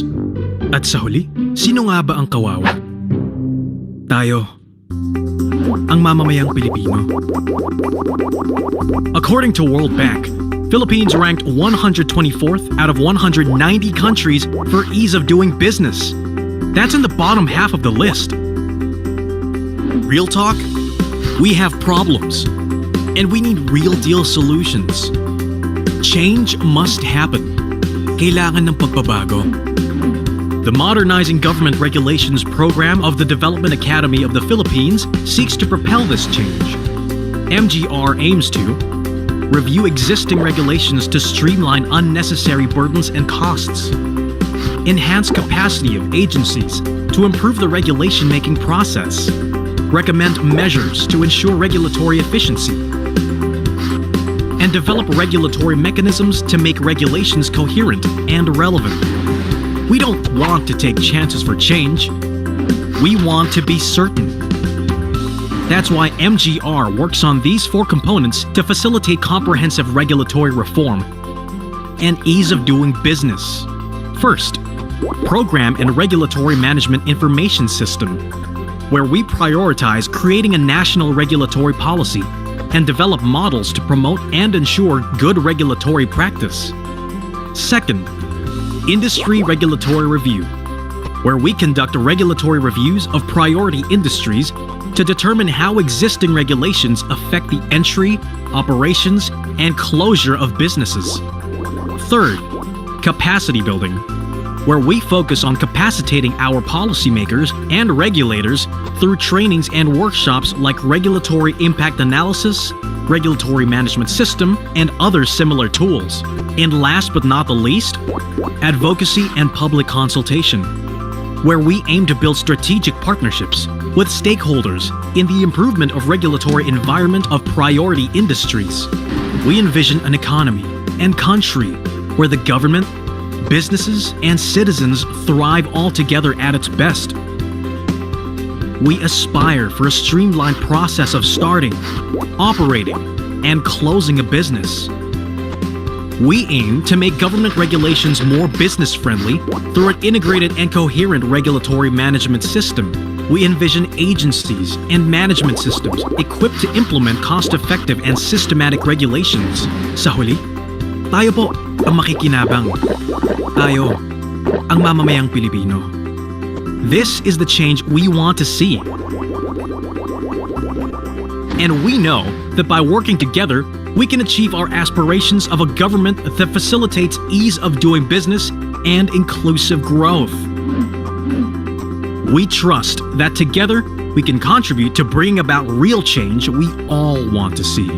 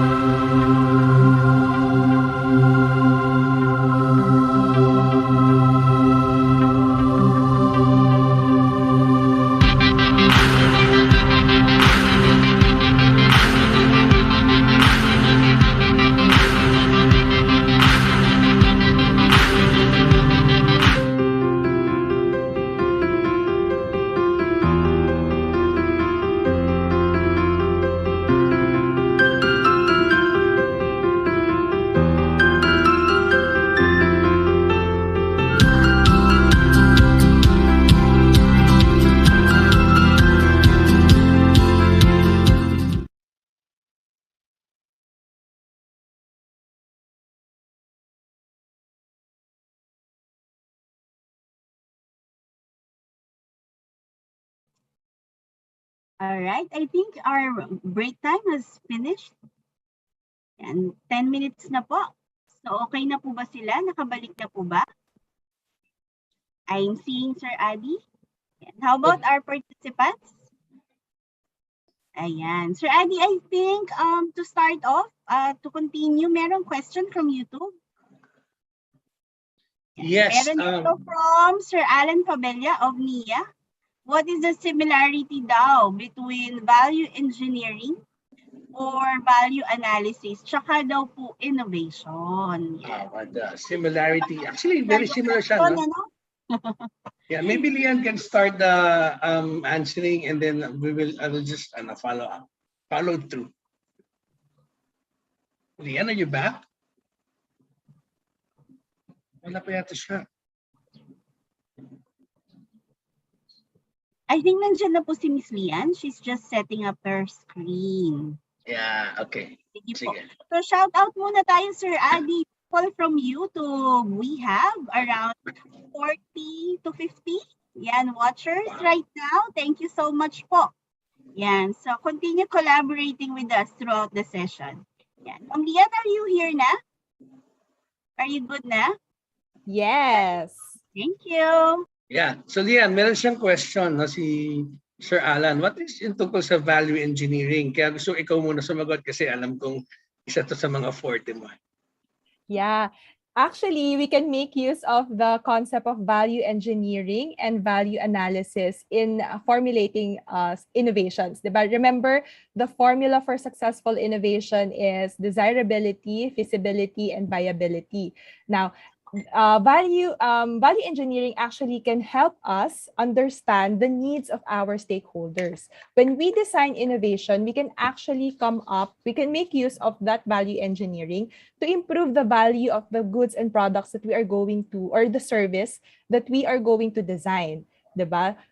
We can ask, or we can ask for feedback on our intended users in terms of how usable or how useful will this solution, this product or service to their end. And then in terms of cost, how much are we going to invest in this product or service before we actually implement it?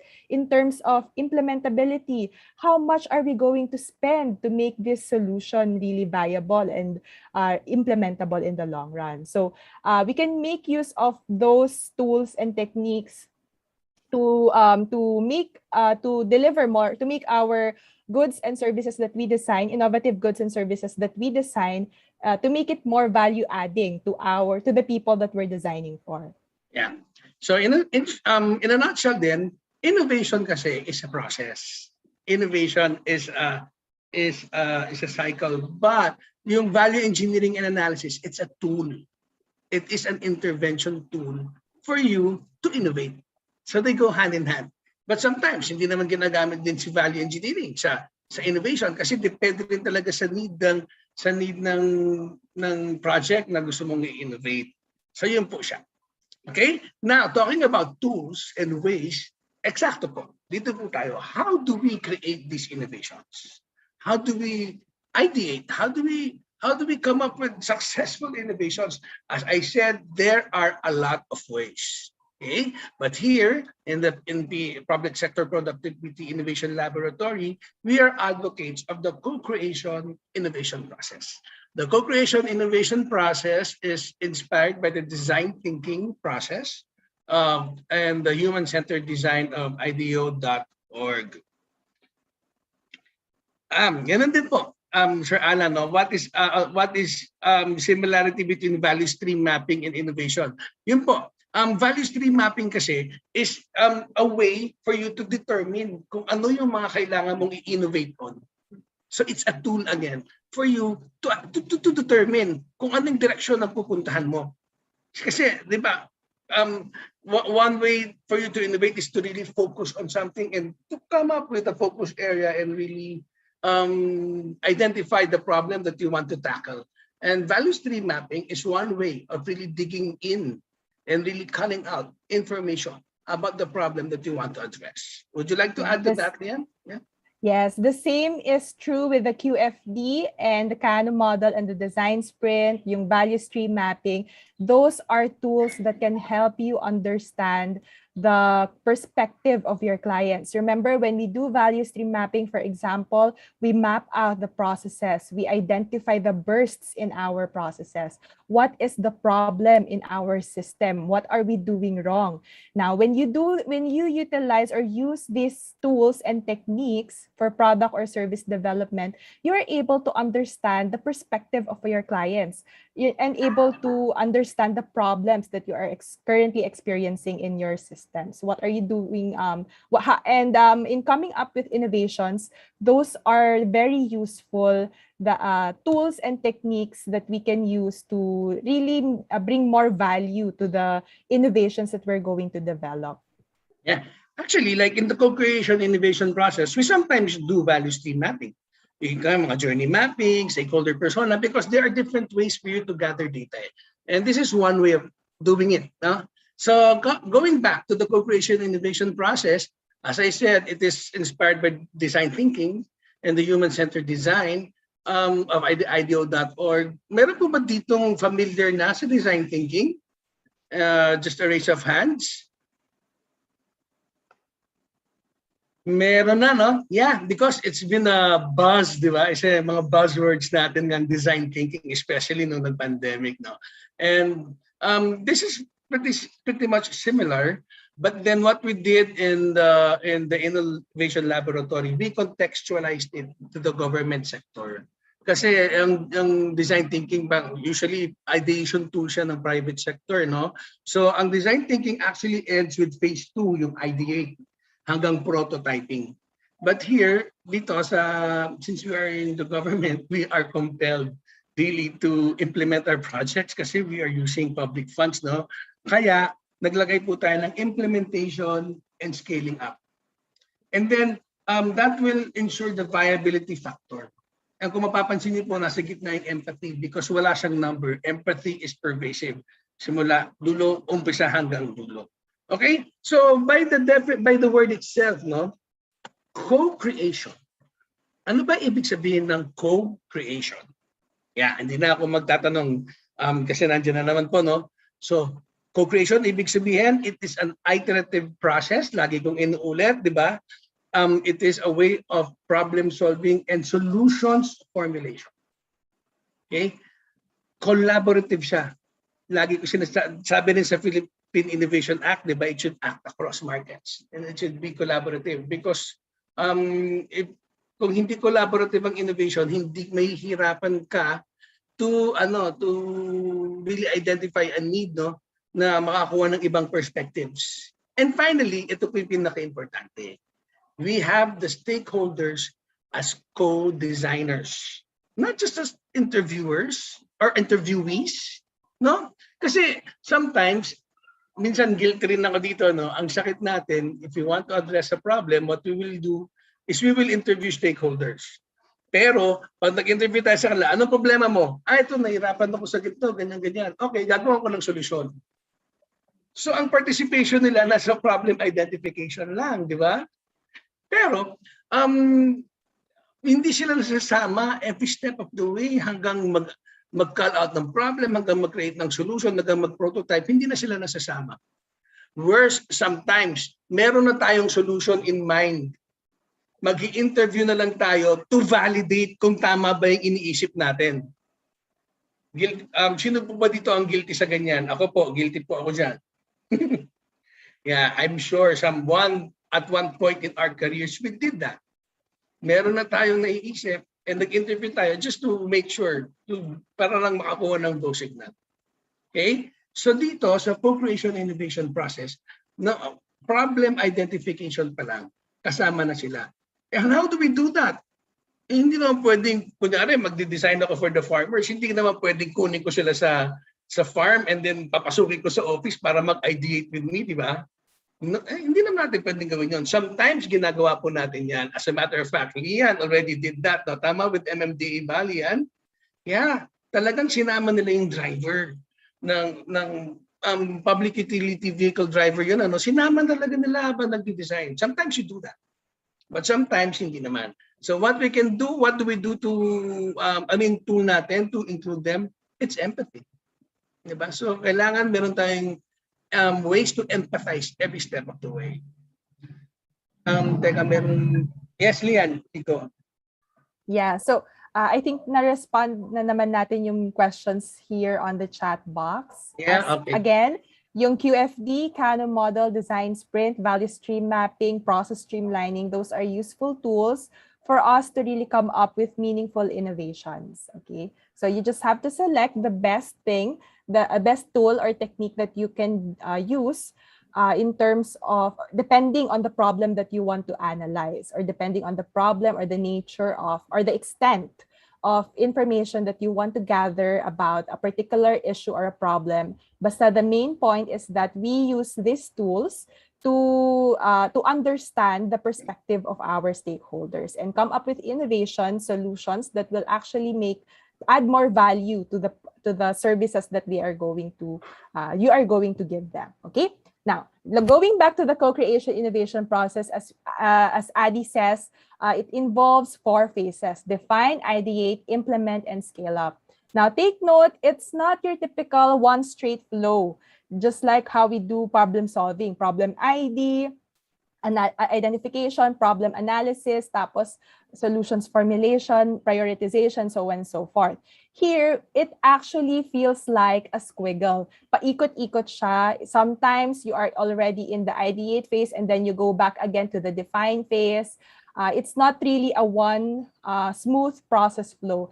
But take note, sabi nga ni Sir Adi, we always bring empathy at the heart of the co-creation innovation process. Every step of the way, andyan po yung empathy, because we always go back to the needs and expectations of our stakeholders. Okay? Now, Sir Adi? Yeah. So bakit siya magulo?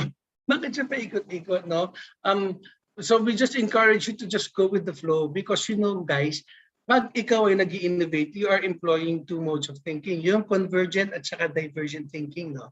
Divergent thinking is when you think of all the possibilities, that we brainstorm ka, and then everything is under the sun can be possible, and then you converge. You focus on, ito naman yung nagfo-focus ka na, nagfa-funnel in ka na ng ideas. No, the beautiful thing about this is hindi naman siguro we us, without realizing it, is nagko-converge and diverge naman tayo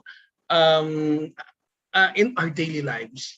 Hindi lang natin siya siguro na-realize, no? We do this every day. For example, when I wake up, the moment you wake up, anong ginagawa mo? Nagda-diverge ka na. Ano ba ang mga gagawin ko itong araw na to? Ang mga appointments ko, lahat ng mga ganyan-ganyan. And then magko-converge ka, anong muna kong gagawin? Or, kunyari, anong isusuot ko? Isipin mo na lahat ng mga damit mo. Ano ngayon ano dyan na gagawin ko? Anong style? Diba? Anong lulutuin ko? Isipin ko muna kung ano naman ng ref ko. Diba? So we converge and we diverge all the time. What we do here in the co-creation innovation process is we just put a structure into it. Okay? Guys, in the interest of time, ipunin po namin yung mga questions niyo po, no? So and we will answer them po. Just in case medyo ma-miss po namin sa chat box, we will get back to them. Okay? So, yun po ang ginagawa natin. Nagko-converge and diverge tayo, pero dito binibigyan natin ng structure, and you will be surprised at some points in the co-creation innovation process, we are doing both modes of thinking at the same time. Would that be possible? Yes, sometimes it is, and you will be surprised pag you will experience it while we are innovating. Okay, sige. Just to give you a glimpse of how it is to converge and diverge, let's have a simple exercise. Okay? Use of chat box lang po, and then dito tayo sa YouTubers. Please feel free to type in the chat box. Let us diverge. How might we implement physical distancing? Ayan. Since medyo nag-open up na ekonomiya, pero andyan na si Delta variant, andyan na rin si Lambda variant, di ba? How might we implement physical distancing? Can you think of any ways? Be as wild as you can. Be as crazy, silly, and outrageous as you can po. Now that we are going out of our houses, kasi kailangan na natin, how might we implement that? Sige nga, use of ground and floor markings. Yes. Yeah, we are doing that. Lian, can you give me something crazy? Pwede ba dyan yung meron akong stick, tapos every time that someone approaches me, I can just push, I can use the stick, tapos they will be parang mag-ground sila ng konti. Meron kuryente yung stick. Ako lagi. Maggagawa ko ng damit na may hula hoop na para walang makalapit sa akin, di ba? So talagang kahit makipag-shake hands, hindi nila kaya. That's one. Put circles in the ground. Barriers, lots of info campaign. Use artista para pato. Yeah, sige pa po. Alam mo last time. Guys, Remember guys, we are exploring possibilities here. We are diverging.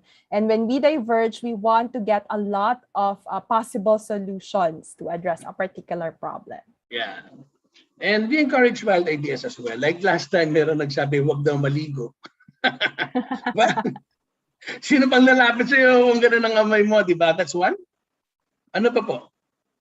Always bring your dogs daw. Bring your dogs para kapag lalabas ka. Yeah, order online and pay ahead. Shakey's model, no touch. Yes. Lahat sana kung pwede mo sa phone na lang ginagawa. But then if I walk around, how can I stop people from really coming near me? Put a chip on everyone that will alarm. Yeah. Di ba? Wear a big hat. Nice. Yeah, tama tol. Dito kay Engineer Charmaine, hindi lang chip, maybe a phone app. Di ba? Phone app na meron siyang sensor, di ba?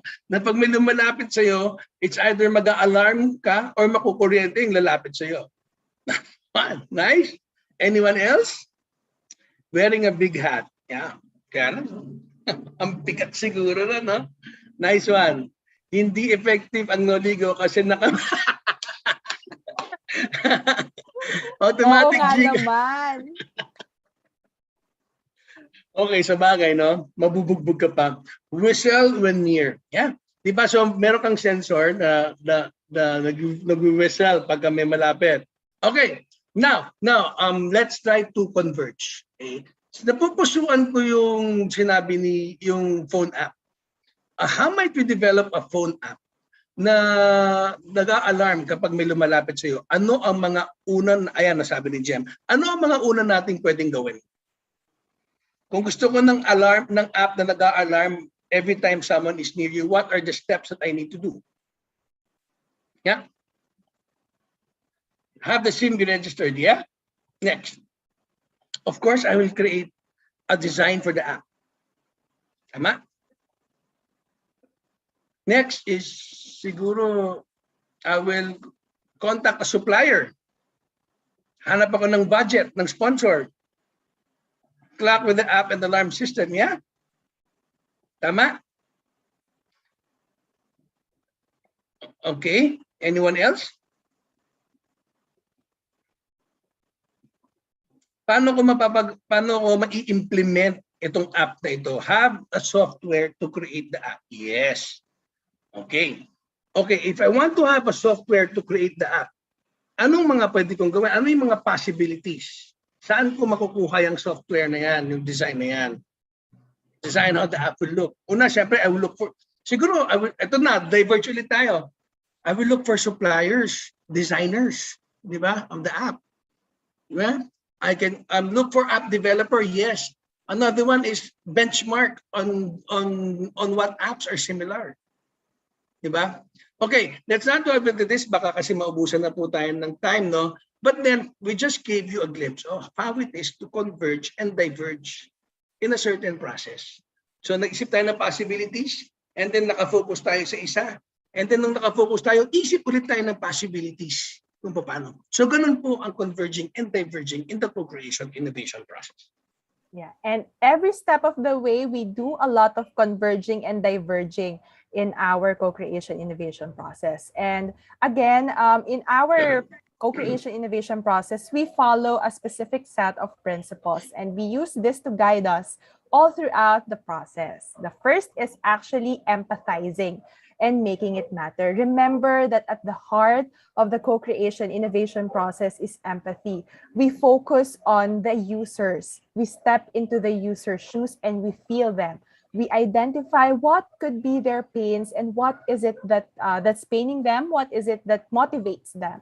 Take their perspective in coming up with innovation. And ito yung sinasabi natin na now is the time wherein we're going to really make as the citizens at the heart of the government.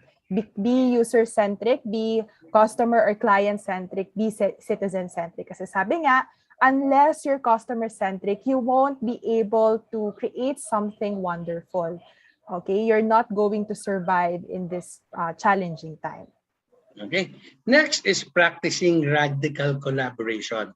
Now, this is wonderful. Now, I'm sure all of us are able to collaborate na. At one point in our lives, nakapag-collaborate tayo, nakapag-brainstorm tayo, nakapag-co-project tayo. But have you ever collaborated with someone different from you? Yun po ang radical collaboration. In every team, ina-encourage natin is diversity. Because kung mas heterogeneous yung team mo, mas maraming ideas na magfo-flow. No, have you ever tried collaborating with an artist or with a dancer? Diba? Different age ranges, different social status, different gender preferences, different gender identities, different skill sets, artists collaborating with dancers, collaborating with accountants. No, because when you do that, makakakuha ka ng ibang perspectives. Kasi if you keep on collaborating with people of your kind or na parehas sa iyo, you will always come up with the same ideas and the same concepts and the same insights. So you should try to appreciate the insights of people who are different. So yun po ang radical collaboration. And then our next principle is fueling your imagination with data. Now, take note, ideas and inspirations come from anywhere. You can look for any inspirations that you can think of and try to use it to fuel your imagination. So let's try to have an activity. Everyone, can you try to look to your right? What can you see there? What can you see on your right? Ako, I can see, I can see my eyeglasses. Ayan. So, if I can use my eyeglasses, perhaps kunwari I have a problem on how am I going to make things transparent in the government, for example? How am I going to make reporting more transparent? Maybe I can use the eyeglasses to help me design something for improving the transparency. Kunwari, itong eyeglasses, di ba yung glass niya transparent? So maybe I can design something like a new or parang clear na platform or application that we can actually monitor, that citizens can actually monitor and report whatever the government is doing, something like that. Okay? Ano pa kaya? Bunch of documents to sign. Maybe you can try to use that as an inspiration. How am I going to make those documents disappear? Diba? Ano ba yan? Para automatic na magsasign. O kaya automatic na magre-review. Maybe if ever I have an online system na, I can design the system in such a way na meron na siyang automatic review, automated review. May mga specific codes na siya para yung system, ma-review niya na yung grammar, for example, o kaya yung content, yung completeness ng content. Mag-i-input ka lang doon ng mga kailangan mong i-consider and so on and so forth. Okay, so that's actually fueling your imagination with a lot of inspirations from everywhere. But take note, you need data in order to support your innovations. That's why it's important to test your ideas before you actually invest a lot of resources here. Okay, later on when we go to the co-creation innovation process, we will be sharing with you some of these techniques on how you can fuel your imagination with data. Okay, next is maintaining optimism. I think this is my favorite kasi personal experience ko po ito. No? As innovators, we should have a high level of optimism na may magagawa tayo. Kasi di ba ang sabi nga natin, magulo yung process and then you have to embrace ambiguity. Then you're venturing into something new, something that has never been done before. Di ba? So kailangan mataas ang level mo of optimism na magsasucceed ka. Perfect example nga po ako, no? Nung college po ako, wala pa pong Microsoft. typewriter po ang ginagamit namin ng college. What ang computer namin on WordStar, baka malaki tayong floppy disk. Kaya ever since the world, medyo talagang handicap po ako pagdating sa online, pagdating sa internet, pagdating sa mga cyber na ganyan. Because I'm almost 50, And then the pandemic came. Sabi ni Lian, sir, kailangan nating matutunan itong online Zoom, yung mga Miro. Alam mo, para akong sukluban ng langit, no? But then, sabi ko, di ba? It's an opportunity to learn. If I did not have that level of optimism, baka hanggang ngayon, baka wala na ako sa DAP. But now, just go. I'm very thankful to my team, no? And Leah for really assisting me. I cannot imagine myself moving on without these tools in the future. So you too can do it. Yun lang. We can do it. And wag po kayong matakot. That's mindset of an innovator. Yeah? And the next principle is actually thinking big and starting small. Now, take note, dream big and shoot for the stars whenever you're coming up with innovation, but always start small. Of course, if, for example, you're going to develop a very big collaborative platform wherein all the data in our government, all the needed data for our citizens are actually in that platform, you have to dream big about it. But of course, you have to start with small wins. Start small so that you can mitigate the losses of early failures. And small-scale implementation, take note, can enable you to focus your energy and resources to capitalize on the momentum that you're going to build. So start a small initiative that can affect small groups, but of course, aim to positively impact 1 billion people or 1 billion stakeholders in a few years or in a few months, for that matter. Okay, in relation to that, no, always implement and iterate. Kasi nga, for you to scale up and to develop, kailangan iterative yung solution mo, no? And then kailangan implementable siya kasi hindi siya magiging successful kung hindi siya feasible, ano? And yung iteration is our tool to make sure that our innovations will be successful in the viability aspect. Kagaya yung mga innovations na nakita natin kanina, no? Marami pa yung room to evaluate kasi we will never know what is ahead of us. Sino ba na mag-aakala magpapandemya tayo, di ba? And who knows what's coming next. So, we must be ready to iterate those innovation projects na ginagawa natin ngayon. And then next principle is learning from failure. It's actually trying out a lot of crazy ideas, trying out a lot of crazy ideas and learning what works and what doesn't work. And of course, katulad ng sabi ni Sir Adi, you have to have a high tolerance for optimism. High optimism. You also need to have a high tolerance for failure because, of course, what we want here is to learn from the failures or embrace the failures that we are going to encounter in implementing innovations. Take note, Steve Jobs, when he introduced the concept of iPad way back in 2007 or 2010, he experienced a lot of rejections. Too costly daw ang iPad. Bakit kailangan ng mga tao ng iPad where pwede naman ng cellphone na lang?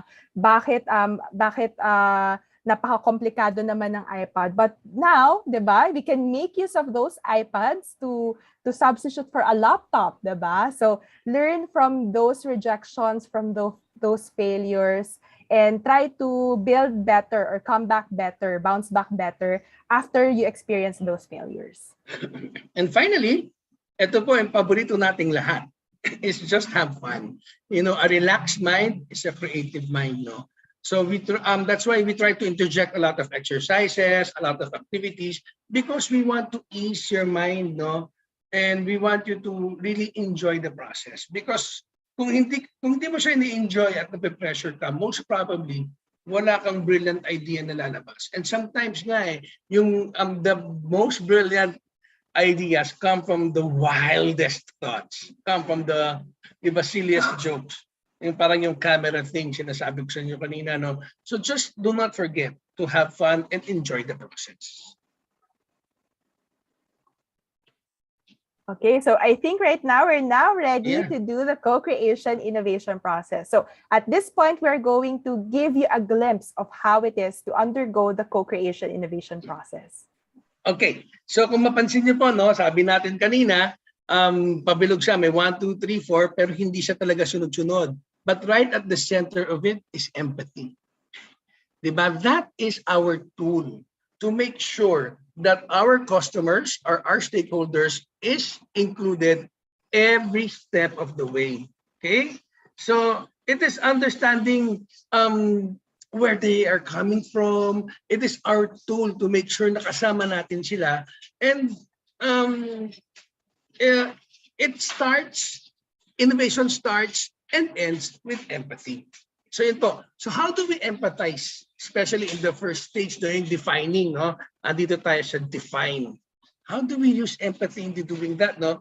So the define stage actually involves mga 3 phases po, yung framing the challenge, gathering information and insights, and creating the stakeholders persona, no? First and foremost, you need to define the problem. There are a lot of ways to do that. Yung mga minention yung tools kanina, you can use that.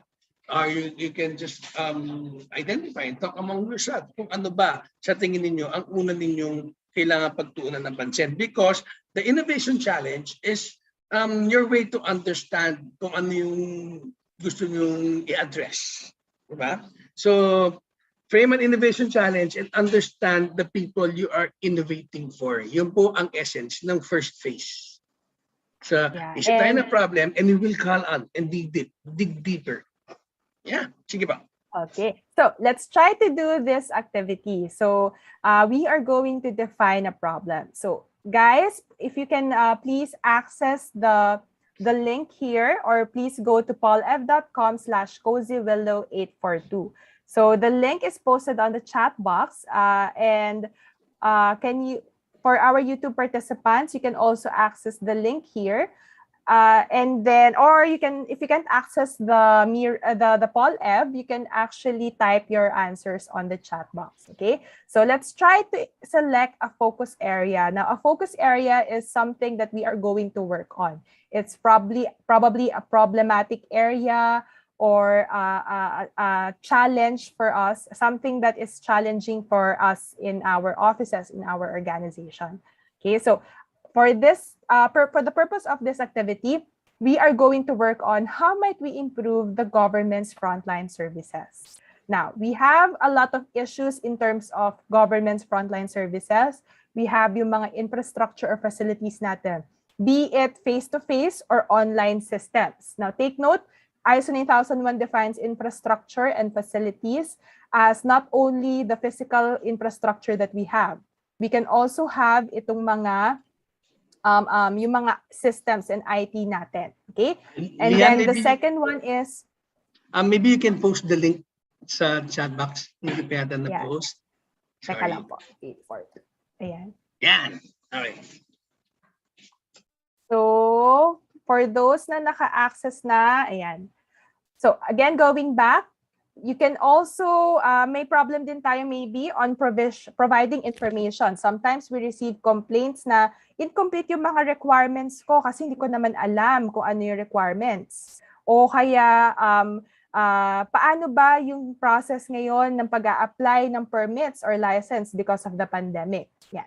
And then we can have yung client experience, yung overall feel ng ating service or ating product. So how does it, from the start that they engage with our organization to the time that they get what they want from us, paano ba yung entire structure ng experience natin?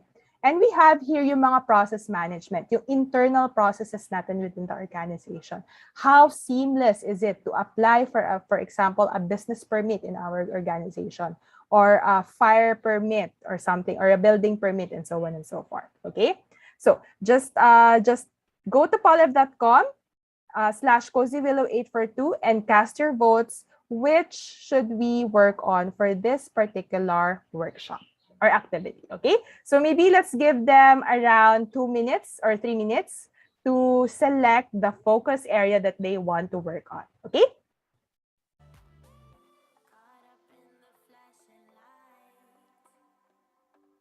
For our friends in YouTube, please just type in the chat box, no, and we will try to key in your answers kasi medyo limited din yung capacity po ng PolEv.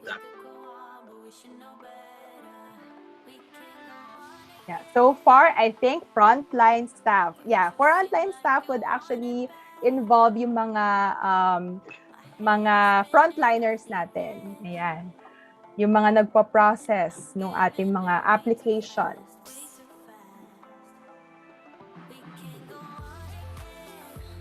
Okay, mukhang nag-iiba-iba depending on every second, nag-iiba-iba yung ating ranking. Now, client experience is the first one.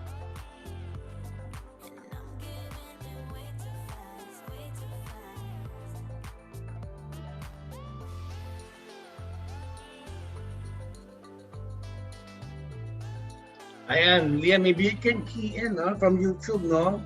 Frontline staff daw ang gusto niya. We'll take note of that. Ma'am, thank you.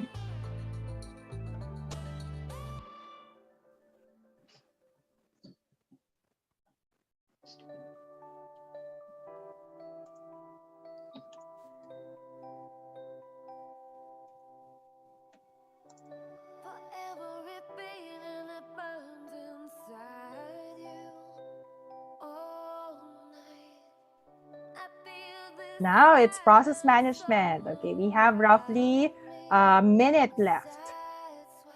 So please cast your votes.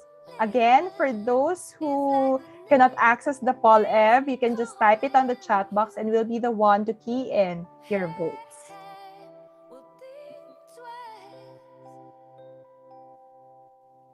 Okay, last 30 seconds. Ayan. Sir Adi, parang landslide win naman ang frontline staff pagdating sa YouTube. Kasi puro yun lang ang nakikita kong sagot nila. I see. Divergent. Puro frontline staff sila. Sa YouTube is frontline staff. 1, 2, 3, 4. Okay? Parang ano naman siya, no? Parang related din siya sa client experience, ha? Yeah. Okay. Sige po. Maybe we can give them last 30 seconds to vote.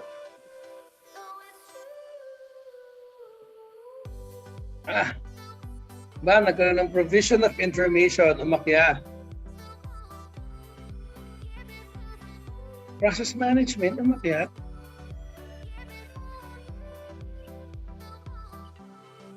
Nice. Okay, ngayon, provision of information na. Parang nagkaka-vote buying na yata, Sir Adi. Kasi nabaliktad na. This is one way of really, kasi since we are diverging, no, one way of converging talaga is, lalo pa nag-brainstorming tayo, is polls and votes. So that's one way you can reconcile your different ideas. Okay, minsan, may nag-lobby, may nag-vote buying. Okay, so we're going to close our PolEv now. Ayan. So I think we have a tie. We have provision of information and process management. But basically, siguro, let's do na lang, we'll be the ones to select na lang yung ating best or yung ating challenge or solution or challenge for this morning. Okay? So we're going to do, which one do you like, Sir Adi? Provision of information or process management? Ako, provision of information. Okay, so we'll do the provision of information. Wait lang ha. Okay, so the challenge that we are going to work on is this one. Okay, wait. The challenge that we are going to work on is this. How might we effectively communicate frontline service requirements to our clients? So frontline service requirements would mean here yung mga kung mag-a-apply sila, for example, ng permits, yung requirements for the application. Okay? And the problem perhaps is on how we're going to, maybe on the accessibility of information to the clients or to the stakeholders. Now, take note, baka madami kayong mga modes or channels. Itong ating pinagdedesignan or itong ating client, they have probably a lot of modes to communicate with their clients. They have the website, maybe they have their Facebook, and so on and so forth. They have their phone lines. But perhaps they are still experiencing, or their clients are still experiencing a lot of issues in terms of transacting with these agencies. Okay? Okay, so clear po ba yung ating challenge for this morning? How might we effectively communicate frontline service requirements to our clients? Okay? Sige pa. So, with that, let's go to the next phase of the co-creation innovation process. So that's basically defined. Now we move on to ideate. Now, yeah, so now that we are able to create or identify our problem, we now go to the ideate phase. Okay, remember guys, this is just a glimpse of the process. So going on, kaya mabilisan siya. So going on to the ideate phase, contrary to what you think, the ideate phase doesn't really begin with thinking of a solution. Actually, it starts with reframing or rethinking your problem. Okay, with the different data na nag-gather po ninyo in your data gathering activities, like yung mga sinasabi natin kanina, yung mga value stream mapping, journey mapping, stakeholder persona, makakahanap po tayo ng insights at makakapag-converge tayo into a certain more specific problem. And then we will reframe it para to ensure that we are addressing the right problem. Because if you do not reframe or state the correct problem, most probably you will not have the correct solution. So that's it starts with reframing, and then you create a solution for that, and then you test it. So dito muna tayo sa reframing. How do we reframe problems? How can we try to look at our problems in different ways? Parang ito yung exercise natin kanina, di ba? There are a lot of ways to really look at it. These are just two techniques. First is yung revolution. Similar siya actually. No? Revolution is about challenging the assumptions na meron tayo.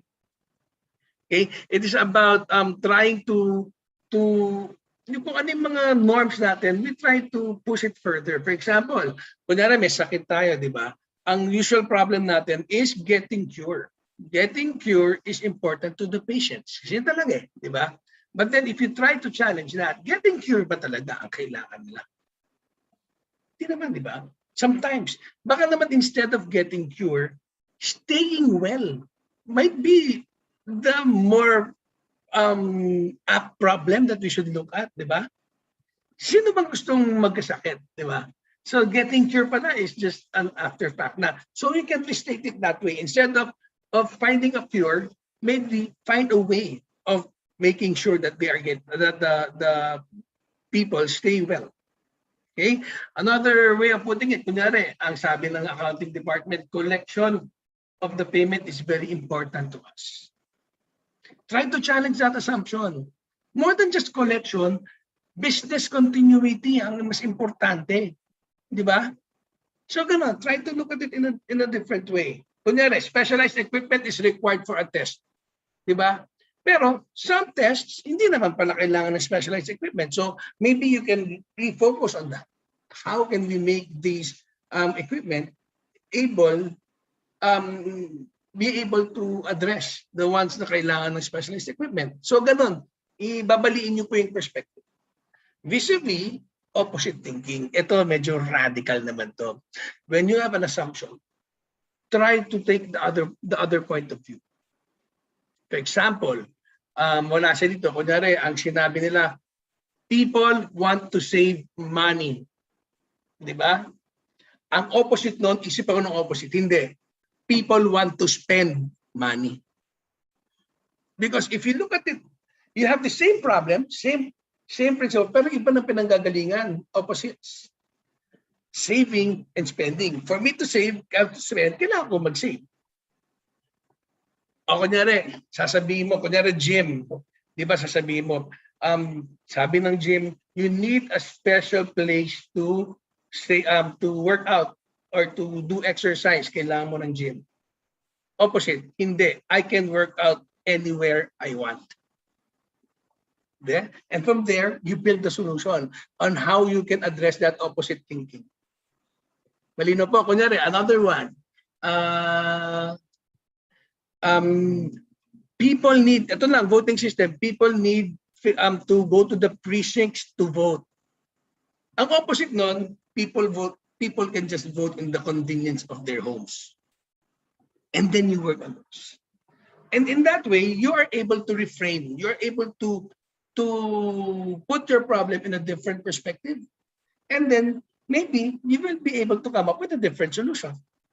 Yun po ang first stage ng ideate phase is reframing. And as soon as you are able to come up with that reframed problem, you are able to come up with a reframed solution.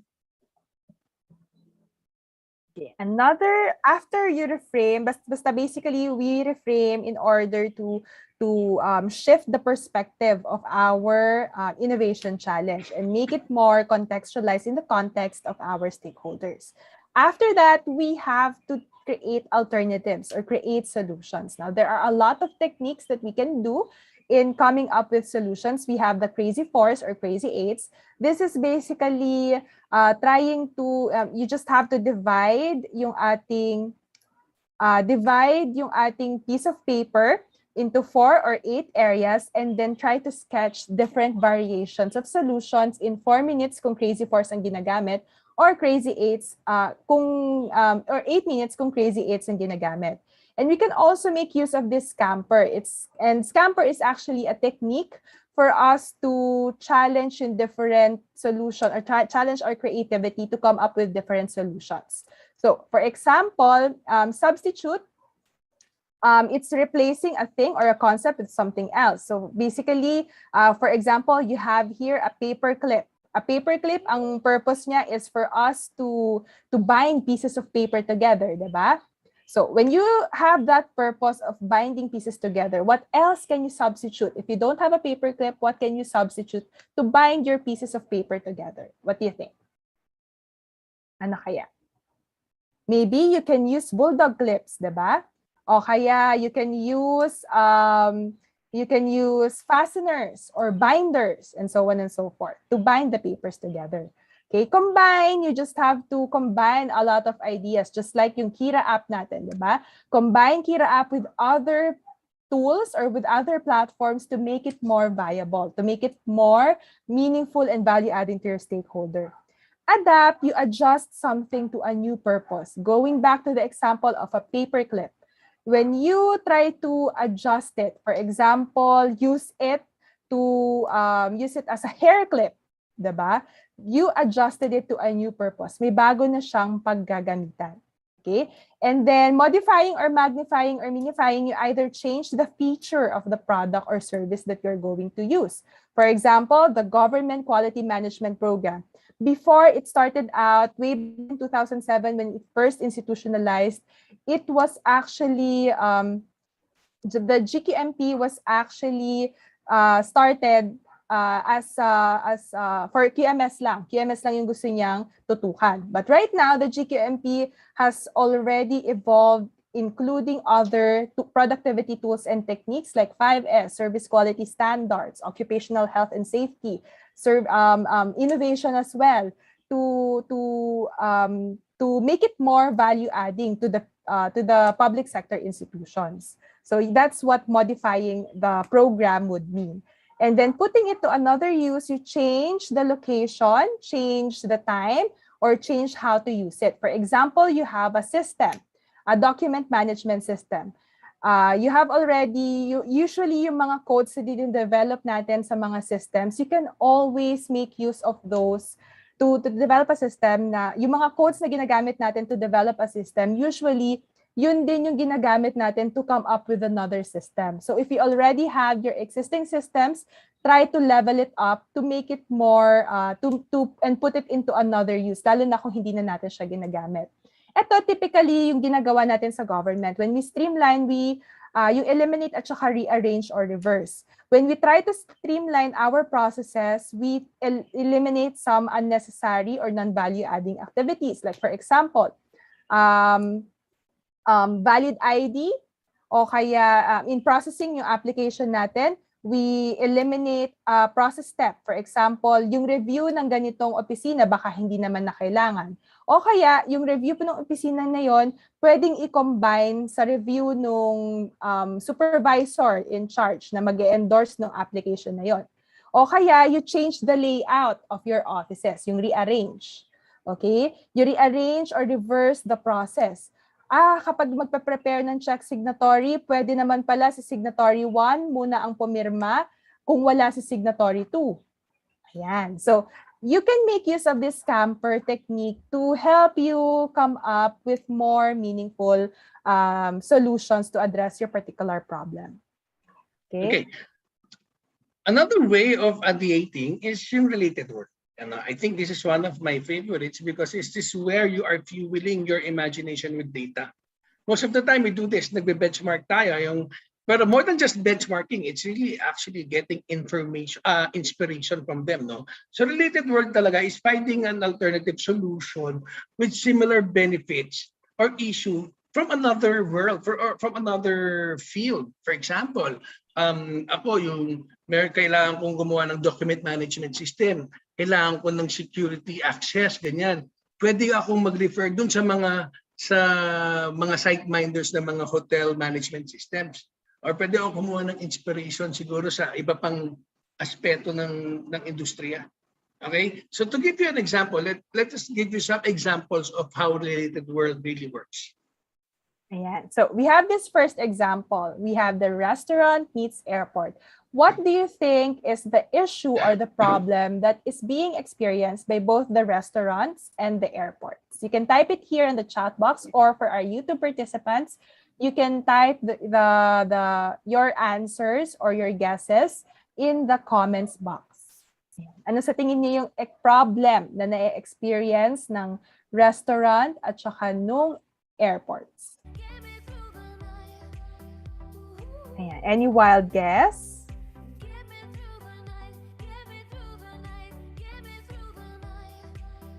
Traffic. Okay, maybe traffic ng people at saka nung traffic ng orders. Getting mixed up yung mga orders or yung bags. What else? Sige. It has something to do with the traffic, but not really about the traffic, but rather it has something to do with passing one item from one person to another. Ano sa tingin ninyo? Okay, wala na. How about from our YouTube participants?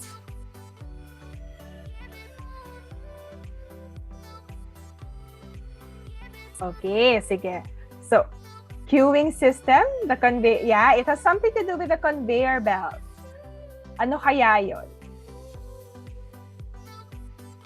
What is it that's being addressed by the conveyor belt? Okay, wala na? Sige po. The flow, okay. Sige. So, the problem that restaurants and airports are actually experiencing is passing or transporting one item from one person to another. In the case of the airport, ang gusto nilang i-transport yung bags or baggages ng mga passengers. They wanted to transport it easily from the airplane, going to the porters, going to the passengers. Okay, in the restaurant naman, yung food orders nila, from the kitchen, going to the waiters, going to the guests. Okay, so what the sushi restaurant actually did was to make use of the technology ng airports. Sa airports kasi, yung conveyor belt ginagamit para matransport yung baggages from one person to another ng seamless, ng smoothly. Okay? Now, what about in the restaurant? So what they did was to make use of the conveyor belt to transport the orders of the guests from the kitchen going to the table and going to the guests para mas mabilis, limited yung movements. Okay? Now, what about in this automotive meets gaming? Yeah. Ano sa tingin ninyo yung problem na ina-address nitong solution na to? And who took inspiration from who? Anyone? Feel free to unmute your mic, no, kung di nyo ma-type or just type it in the chat box. Airport daw. I think this is from the old one. From the previous example, Yeah, or from user friendliness. Yeah, I think, no? Yeah. Isa sa mga problema na ina-address niya is user friendliness, no? Kasi nga nasa kotse ka. Anything else? What is the problem that they are trying to solve? Ano siguro yung challenge na in-address sa kanila? Wires? Yes? Oo nga, no? Yeah. Sige, kung hindi user-friendly, at saka kung maraming mga wires na nagko-connect-connect na ganyan, ano ang pwedeng mangyari? Anyone? Sige. Ang problem na ina-address nila ay safety. Safety, not just loss of connection, because siguro madaming na-aksidente sa pagbutingting ng mga radyo na habang nagmamaneho because walang hand-eye coordination. Because when you're driving, your eye should be on the road, di ba? And then para makaiwas aksidente, ang ginawa nila, they took inspiration from the gaming industry. Di ba ang mga gamers pag naglalaro, hindi naman tumitingin, nakatutok lang sa screen. Hindi naman sila tumitingin sa controller nila. Doon sila, so yung mata nila nasa screen pero na-manipulate nila yung control sa kamay nila na hindi nila tinitignan. And yun ang gustong gawin ng automotive industry. They took inspiration from that and then nilagay nila, ginawa nilang parang gamepad yung control mechanism. Yes, so sabi ni Ma'am Lurlene Crisostomo ako, halos kapangalan niyo po yung isa sa mga kasama namin dito. Yeah, to eliminate the accident, no? At alam niyo po ngayon, nag-level up na yan, nag-scale up na. Kasi yung sasakyan ko po, yung control pad na yan, nasa manibela na mismo, di ba? Tama diyan, di ba? Nasa manibela na. So, while you're driving, para ka na lang nag-game. Nagmamanipulate ka na doon, parang ng gamepad yung manibela mo. Okay? So that's great, that's great, that's great. Thank you. Okay, and we have another example here. Ito naman, transport meets nature. What do you think is the similarity or similar issue or ano yung problem na ina-address ng dalawang ito? Transport meets nature. We have here a bird and the train. What do you think? Any wild guess?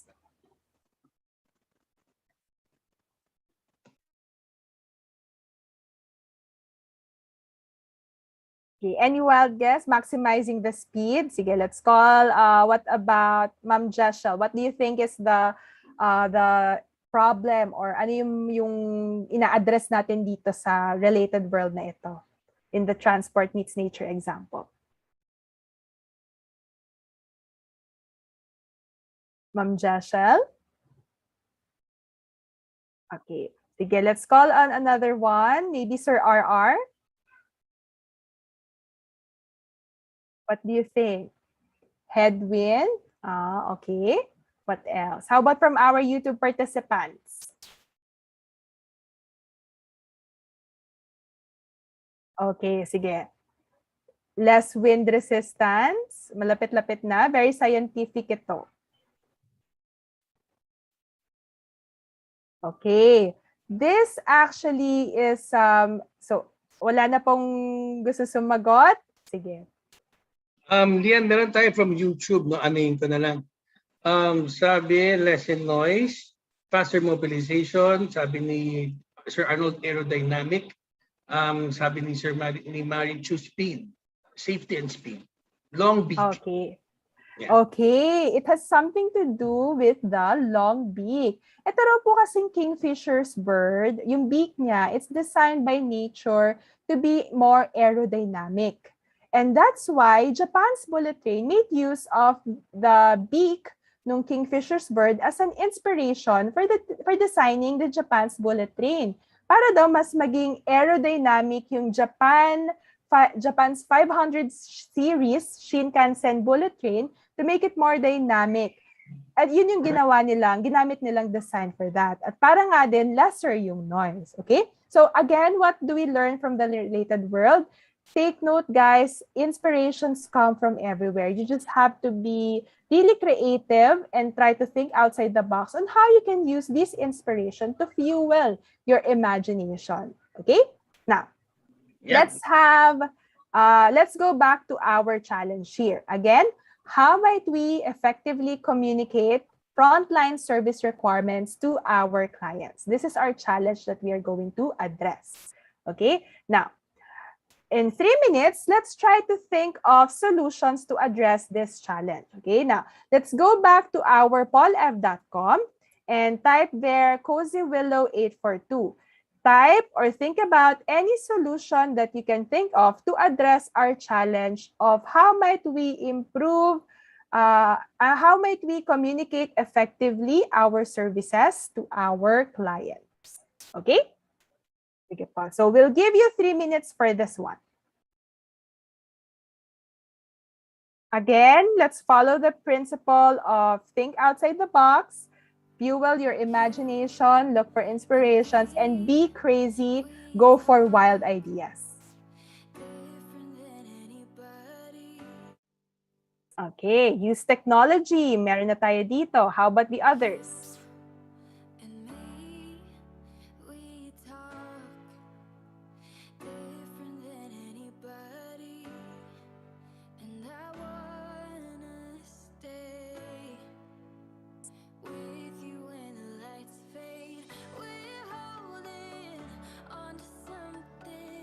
Removing the requirements by getting information.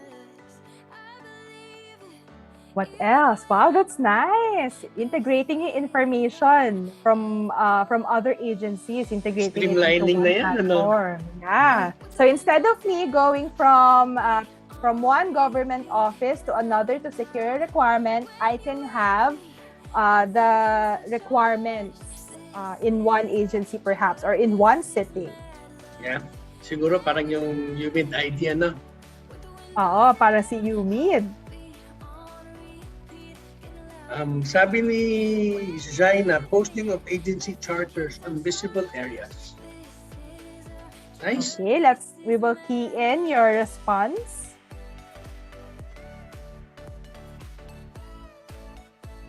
What else? Provide short clip, cartoon style of the list of requirements para maging interesting and catchy. Ano pa?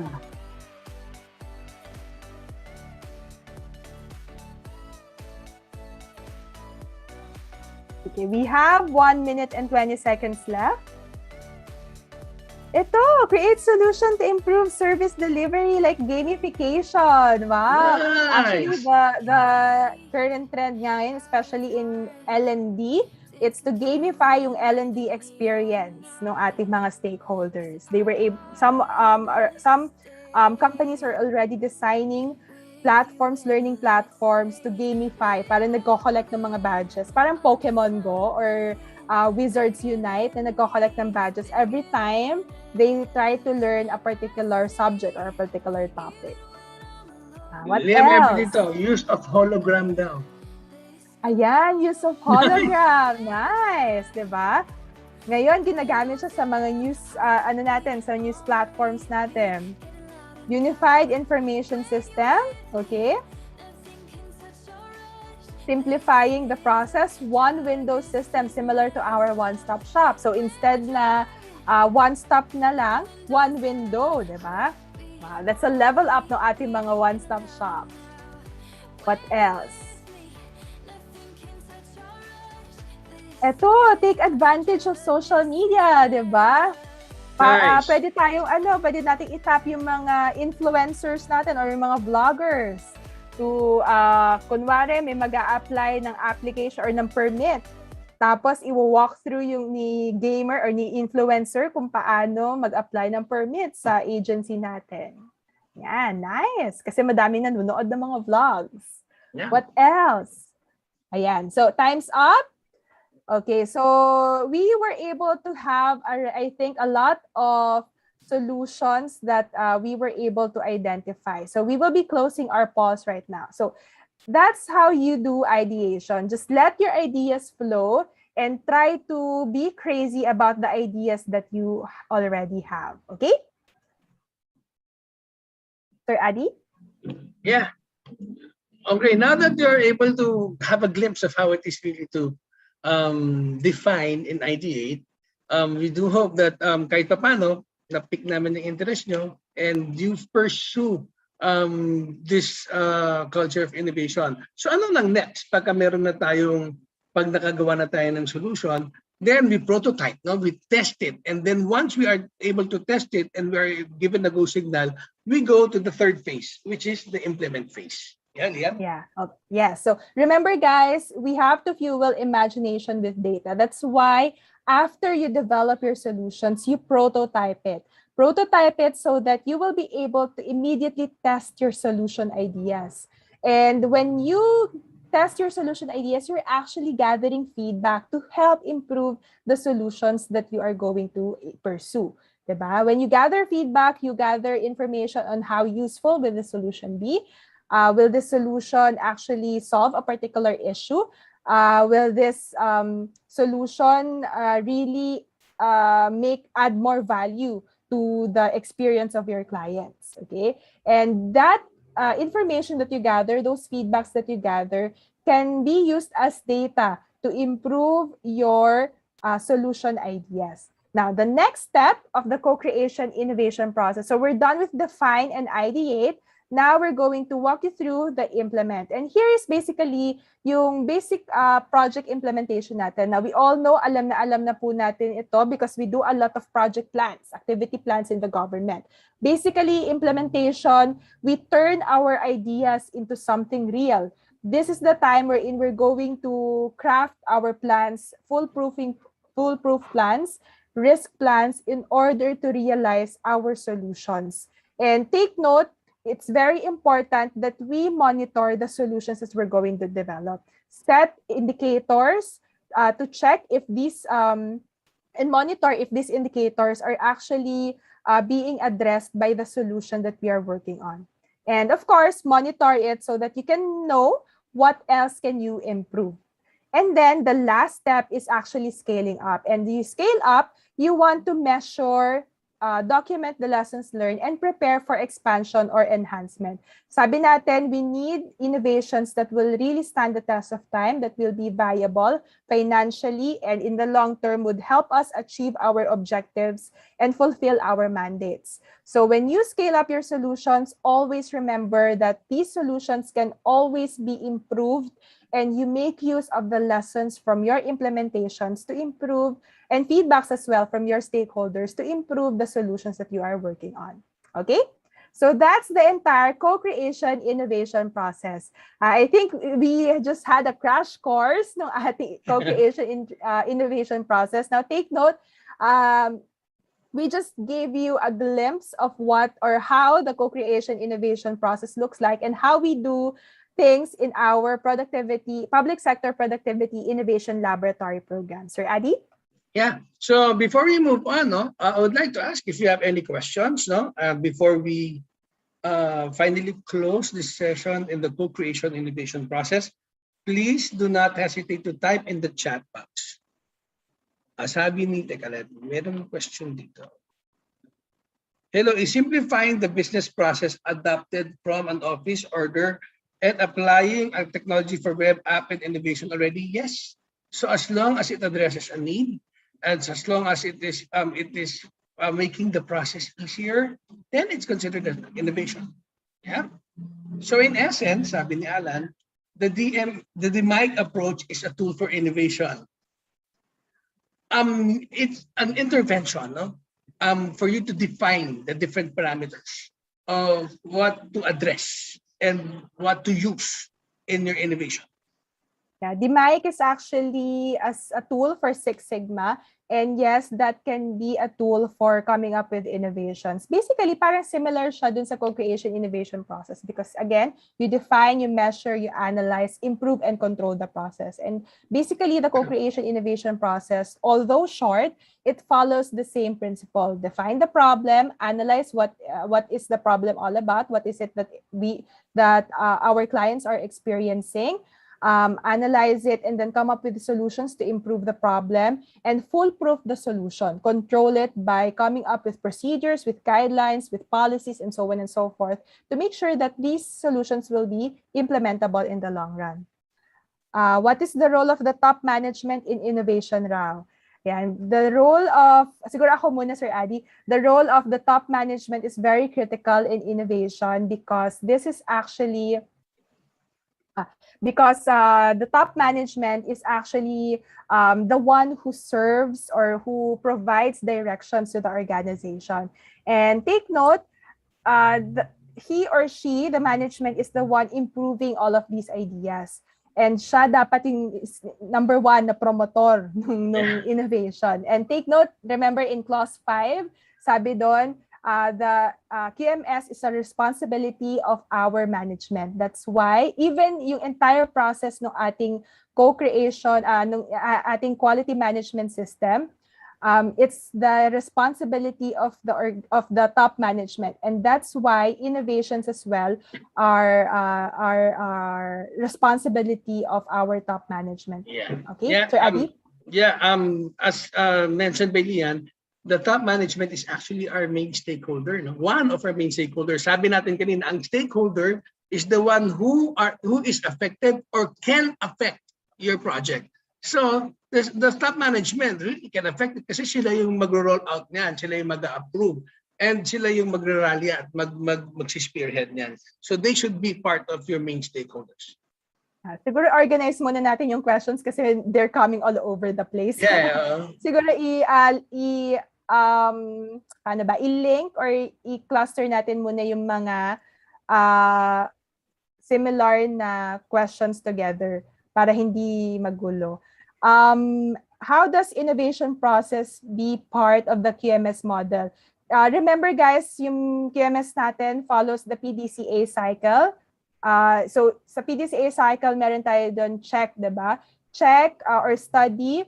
Ang sinasabi doon, we need to identify or analyze the results from our evaluation, and then yung act doon, sinasabi, improve yung ating, improve based on the results of the checking and the analysis that we've been doing. So innovations can form part of that act process to help you improve your services or your products or the quality of the services in that you're going to deliver.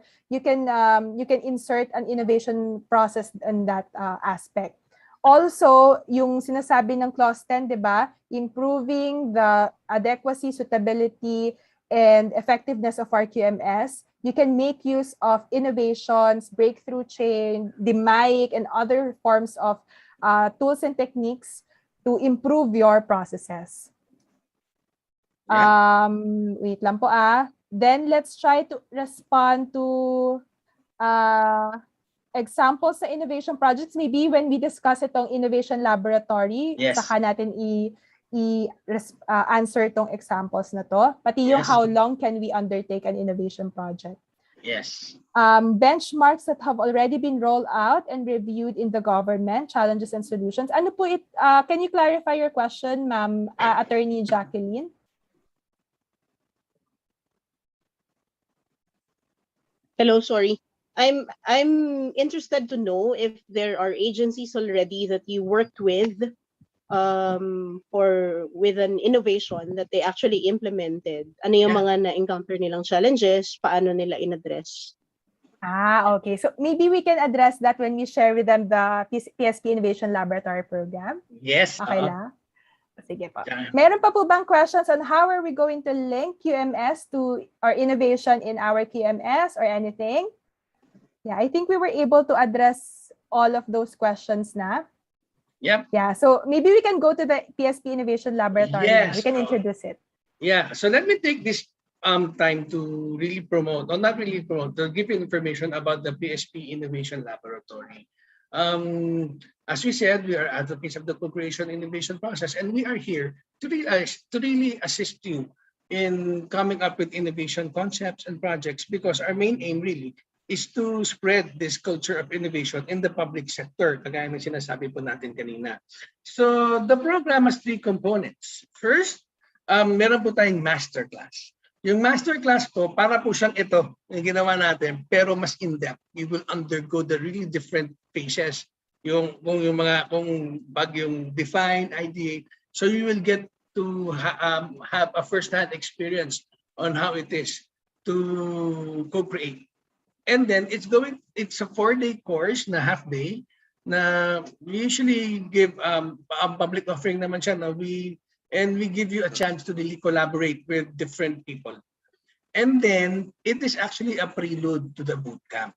Yung bootcamp naman, ito po yung medyo ma-address ko na yung question po ninyo, is an assistance to agencies in creating real solutions. So this, aside from the 5-day workshop, they have post-workshop activities to make sure that they were able to implement a certain innovation project. So when you become a bootcamp beneficiary, your team will undergo a co-creation innovation in-depth workshop, and you will identify a specific problem, and you will come up with a solution. And then we will assist you into implementing this. Usually, it takes around 3 to 6 months to pilot implement. Pero hindi po siya hard and fast rule. Meron po tayong mga innovations na minsan 1 year pa bago ma-implement. Minsan 2 years, depende po kasi sa magnitude. Pero sa bootcamp, we are requiring, or we are pushing you to at least pilot implement a chunk of your innovation project within 6 months, so that yung assistance actually spreads to around 3 to 6 months. Okay?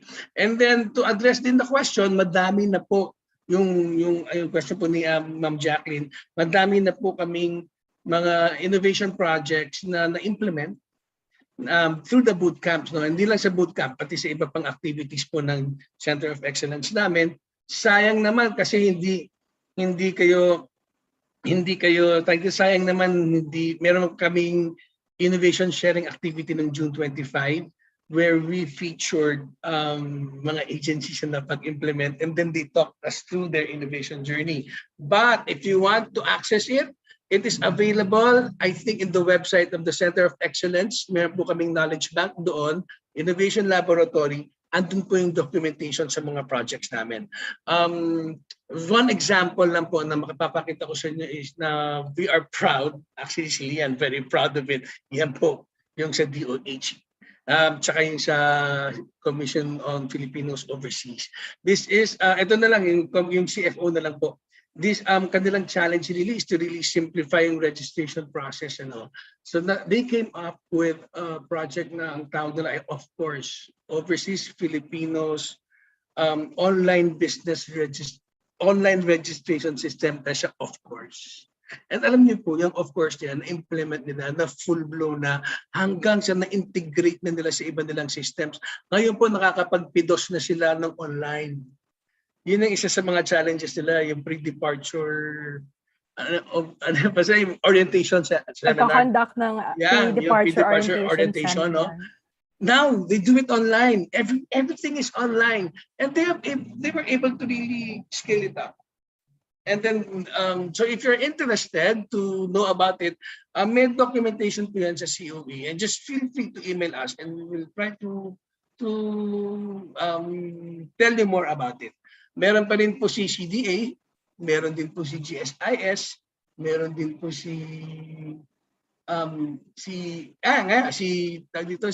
yung nauna po, no, si pinakita mo kanina, si DOH, ayan din po, nag-roll out na rin yan. Ang isa naman sa mga yung one-stop shop ng mga requirements nila, and they were able to integrate something to their system. Also, meron na rin kami sa mga SUCs. Meron na rin kami sa mga universities na nakapag-implement na po. And hopefully, you will be part of the bandwagon na po. Okay? So aside from the bootcamp po, meron din kaming Facilitators Course. Yung Facilitators Course naman po, this time we are equipping you or capacitating you of the skills to be advocates of the co-creation innovation process. So aside from having you experience the CCI, the co-creation innovation process, we will equip you with tools, facilitation tools, to ensure that you will be able to implement it in your agencies, not just in your agencies, but in your daily lives as well. Okay, my question, have you assisted agency wherein they have improved their services despite the lack of infrastructure and facilities? Yes. Meron na po. As a matter of fact, yun po yung ina-address nilang tawag dito, problem. But then, ang mangyayari doon, iba under process pa po, like gumagawa sila ng committees, and si Barm, Lian, meron silang problema with their infrastructure, and hindi pa po sila magpa-pilot implement pa lang po sila ng document management system despite their limitations in technology. Yeah, but take note guys, whenever you're going to develop innovation, sabi nga, think big, start small. Always remember to start with the small details, small wins ng ating projects, and then who knows, parang take it step by step. Who knows, diba? Just like the CFO. The case of the CFO, actually, they started the project way back in 2018, and of course, madami silang mga pinagdaanan. But the pandemic was actually an opportunity for them to implement full-blown. Parang na-force sila to really implement yung project nila. So, ganun rin po, despite the limitations, try to work on the projects or the innovations in a small scale, and then try to build it up slowly, yung incremental change nga na tinatawag. And then who knows, later on, magiging full-blown na yung solution na na-offer ninyo. Okay.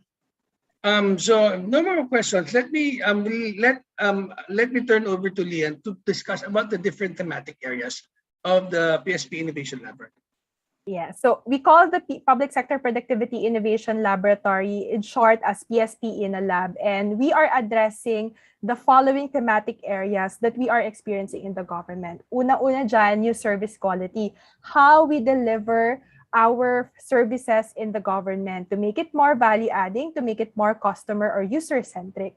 We have in leadership. This one naman is more focused on improving yung management skills or management aspect natin, leadership aspect natin in the government. Take note, pwede dito yung mga performance mechanisms natin. Just like when we had one of our sessions, they were able to come up with a new system of monitoring the performance of of their employees. Ayan, para mas data-driven yung kanilang performance. Tapos, we also can focus on e-government. Ayan, yung mga digitization of our services, online systems, online platforms. Itong regulatory reform, improving the quality of our regulations. And then we have this citizen-centered services, focusing more on the frontline transactions that we have in the government, just like yung of-course natin. And then, again, yung performance management, improving yung monitoring, reporting systems natin of our performance, as well as yung monitoring ng mga accomplishments natin, and so on and so forth. So, the solutions that we are able to produce in the PSP Innovation Lab may fall under this, any or all of these thematic areas ng aming programa. Ayan. So, ayan, madami na kaming na-assist over the past few years, and some of those have already implemented yung ating mga services. Just like yung City Government of Muntinlupa, sa kanila naman, they were able to build yung building permit one-stop shop para sa kanilang organization.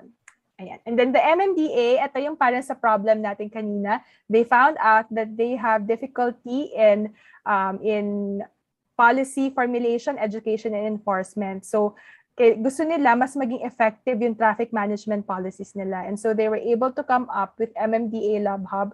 It's an inter-stakeholder collaborative platform where they can actually, the citizens or their clients can actually bring in, or they can be brought into the process of policy making. That's why yung mga efforts ngayon ni MMDA very participatory and very highly very participatory and very engaging na sila ngayon. Okay? So with that, do you have any questions or clarifications so far? From our YouTube participants, are there any questions or clarifications? Sige po. So kung wala na, maybe we can end our speech or our talk with this quote. The first thing is that, again, for us in the government, take note, most innovations fail. And probably we can be a living testament to that. Most innovations fail, and some of our teams actually implement innovations that are actually have a lot of trial and errors. But take note, learn from those failures to improve the solutions that you are going to work on. And take note, organizations and teams that don't innovate, they actually fall out of the picture, just like Nokia. Okay, so let's not be, don't be like that. Let's try to be innovative as well as, because that's what our citizens would need, especially in this time of the pandemic. Sir Adi? Ako naman, before we play the final video, let me leave you with this thought, no?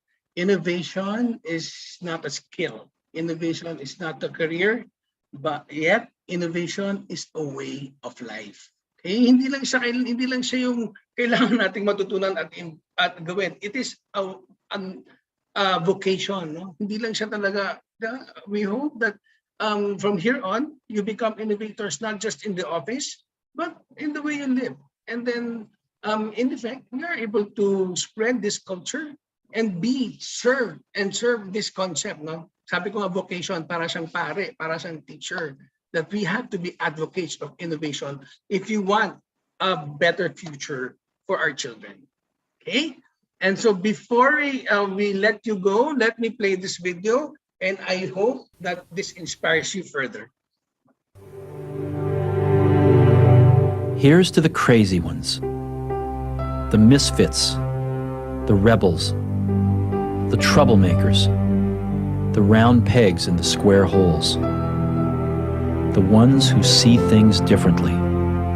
They're not fond of rules, and they have no respect for the status quo. You can quote them, disagree with them, glorify or vilify them. About the only thing you can't do is ignore them, because they change things. They push the human race forward. While some may see them as the crazy ones, we see genius. Because the people who are crazy enough to think they can change the world are the ones who do. Yeah. Okay. Everybody in this Zoom chat and in YouTube, I would like you to unmute your mics. Everyone, please unmute your mics now and let us shout, I am crazy. Pwede ba? Together? 1, 2, 3. I am crazy. Crazy! Yeah. Okay, let's be crazy enough to change the world, and let's be innovators. Congratulations, guys. And it has been a pleasure having this morning with you. Ayan. Thank you so much, Sir Adi and Miss Lian. Ngayon lang po ako parang na ka-experience na tuwang-tuwa pa sila maging crazy. We are all crazy for innovation, especially now it's the new normal. It's inevitable but for us to improve. Okay, so for the last part of our session, yeah. So let's just go back a little bit. I hope, certainly I hope po na na-meet naman po namin ang aming course objectives at kayo naman po ay pwede pong magbigay ng inyo pong feedback for us through the evaluations for the course and for the speaker. We have 2 evaluations, one from Zoom and one for YouTube as well. So please take note that the evaluations will also serve as basis for the issuance of certificates. Okay? Sige po. The links will be provided to you by our moderators in YouTube, Sir Peds, Miss Maan here in Zoom. Okay? So I hope everybody had a aha moment. Yun pala yun? Ganun pala yun? Pwede pala yun. I hope everybody had at least one aha moment in our course. And I hope you're ready to innovate. Yan. So for you to contact us sa Innovation Laboratory, please feel free lang po to add us via the Productivity and Development Center website and also through our Facebook. Yan. We also have our Facebook account, Productivity and Development Center. So thank you everyone for participating. Always po, remember to log in the attendance sheet and send us your evaluation form for the certificates. Thank you to our speakers, Sir Adi and Miss Lian and Sir John. Thank you to the project team and thank you everyone. So I hope you collaborate with us continuously. For QMS practitioners, please join the hashtag QMSGovPH. It's a community of practice wherein we discuss a lot of things about quality management systems. So with that, without further ado, thank you so much for joining our training course. And the last activity, ayan, ready na sila? Nakapag-lipstick na ba? Nakapag-powder na po. Ayan. Sige. Okay lang naman po yung mga may mask. Baka po kailangan talaga. Sige po, okay lang po. Sige po, kindly open na lang po your cameras. Ma'am Lynn, if possible po. Sir Ray, Sir RRR, and Miss Michelle. Can you open na lang po your cameras? Yes, thank you. And Miss Lynn, would you like to take the photo na po? Okay, everyone, hold on. Smile, please. Okay, thank you. Thank you so much. Keep on innovating. Keep on improving your quality management system. Have a good day, everyone. Bye. Nice, guys. See you again. Thanks, guys. See you. Keep on being crazy. See you sa Ino Lab. Please join. See you sa QMS Gov page. Bye, everyone.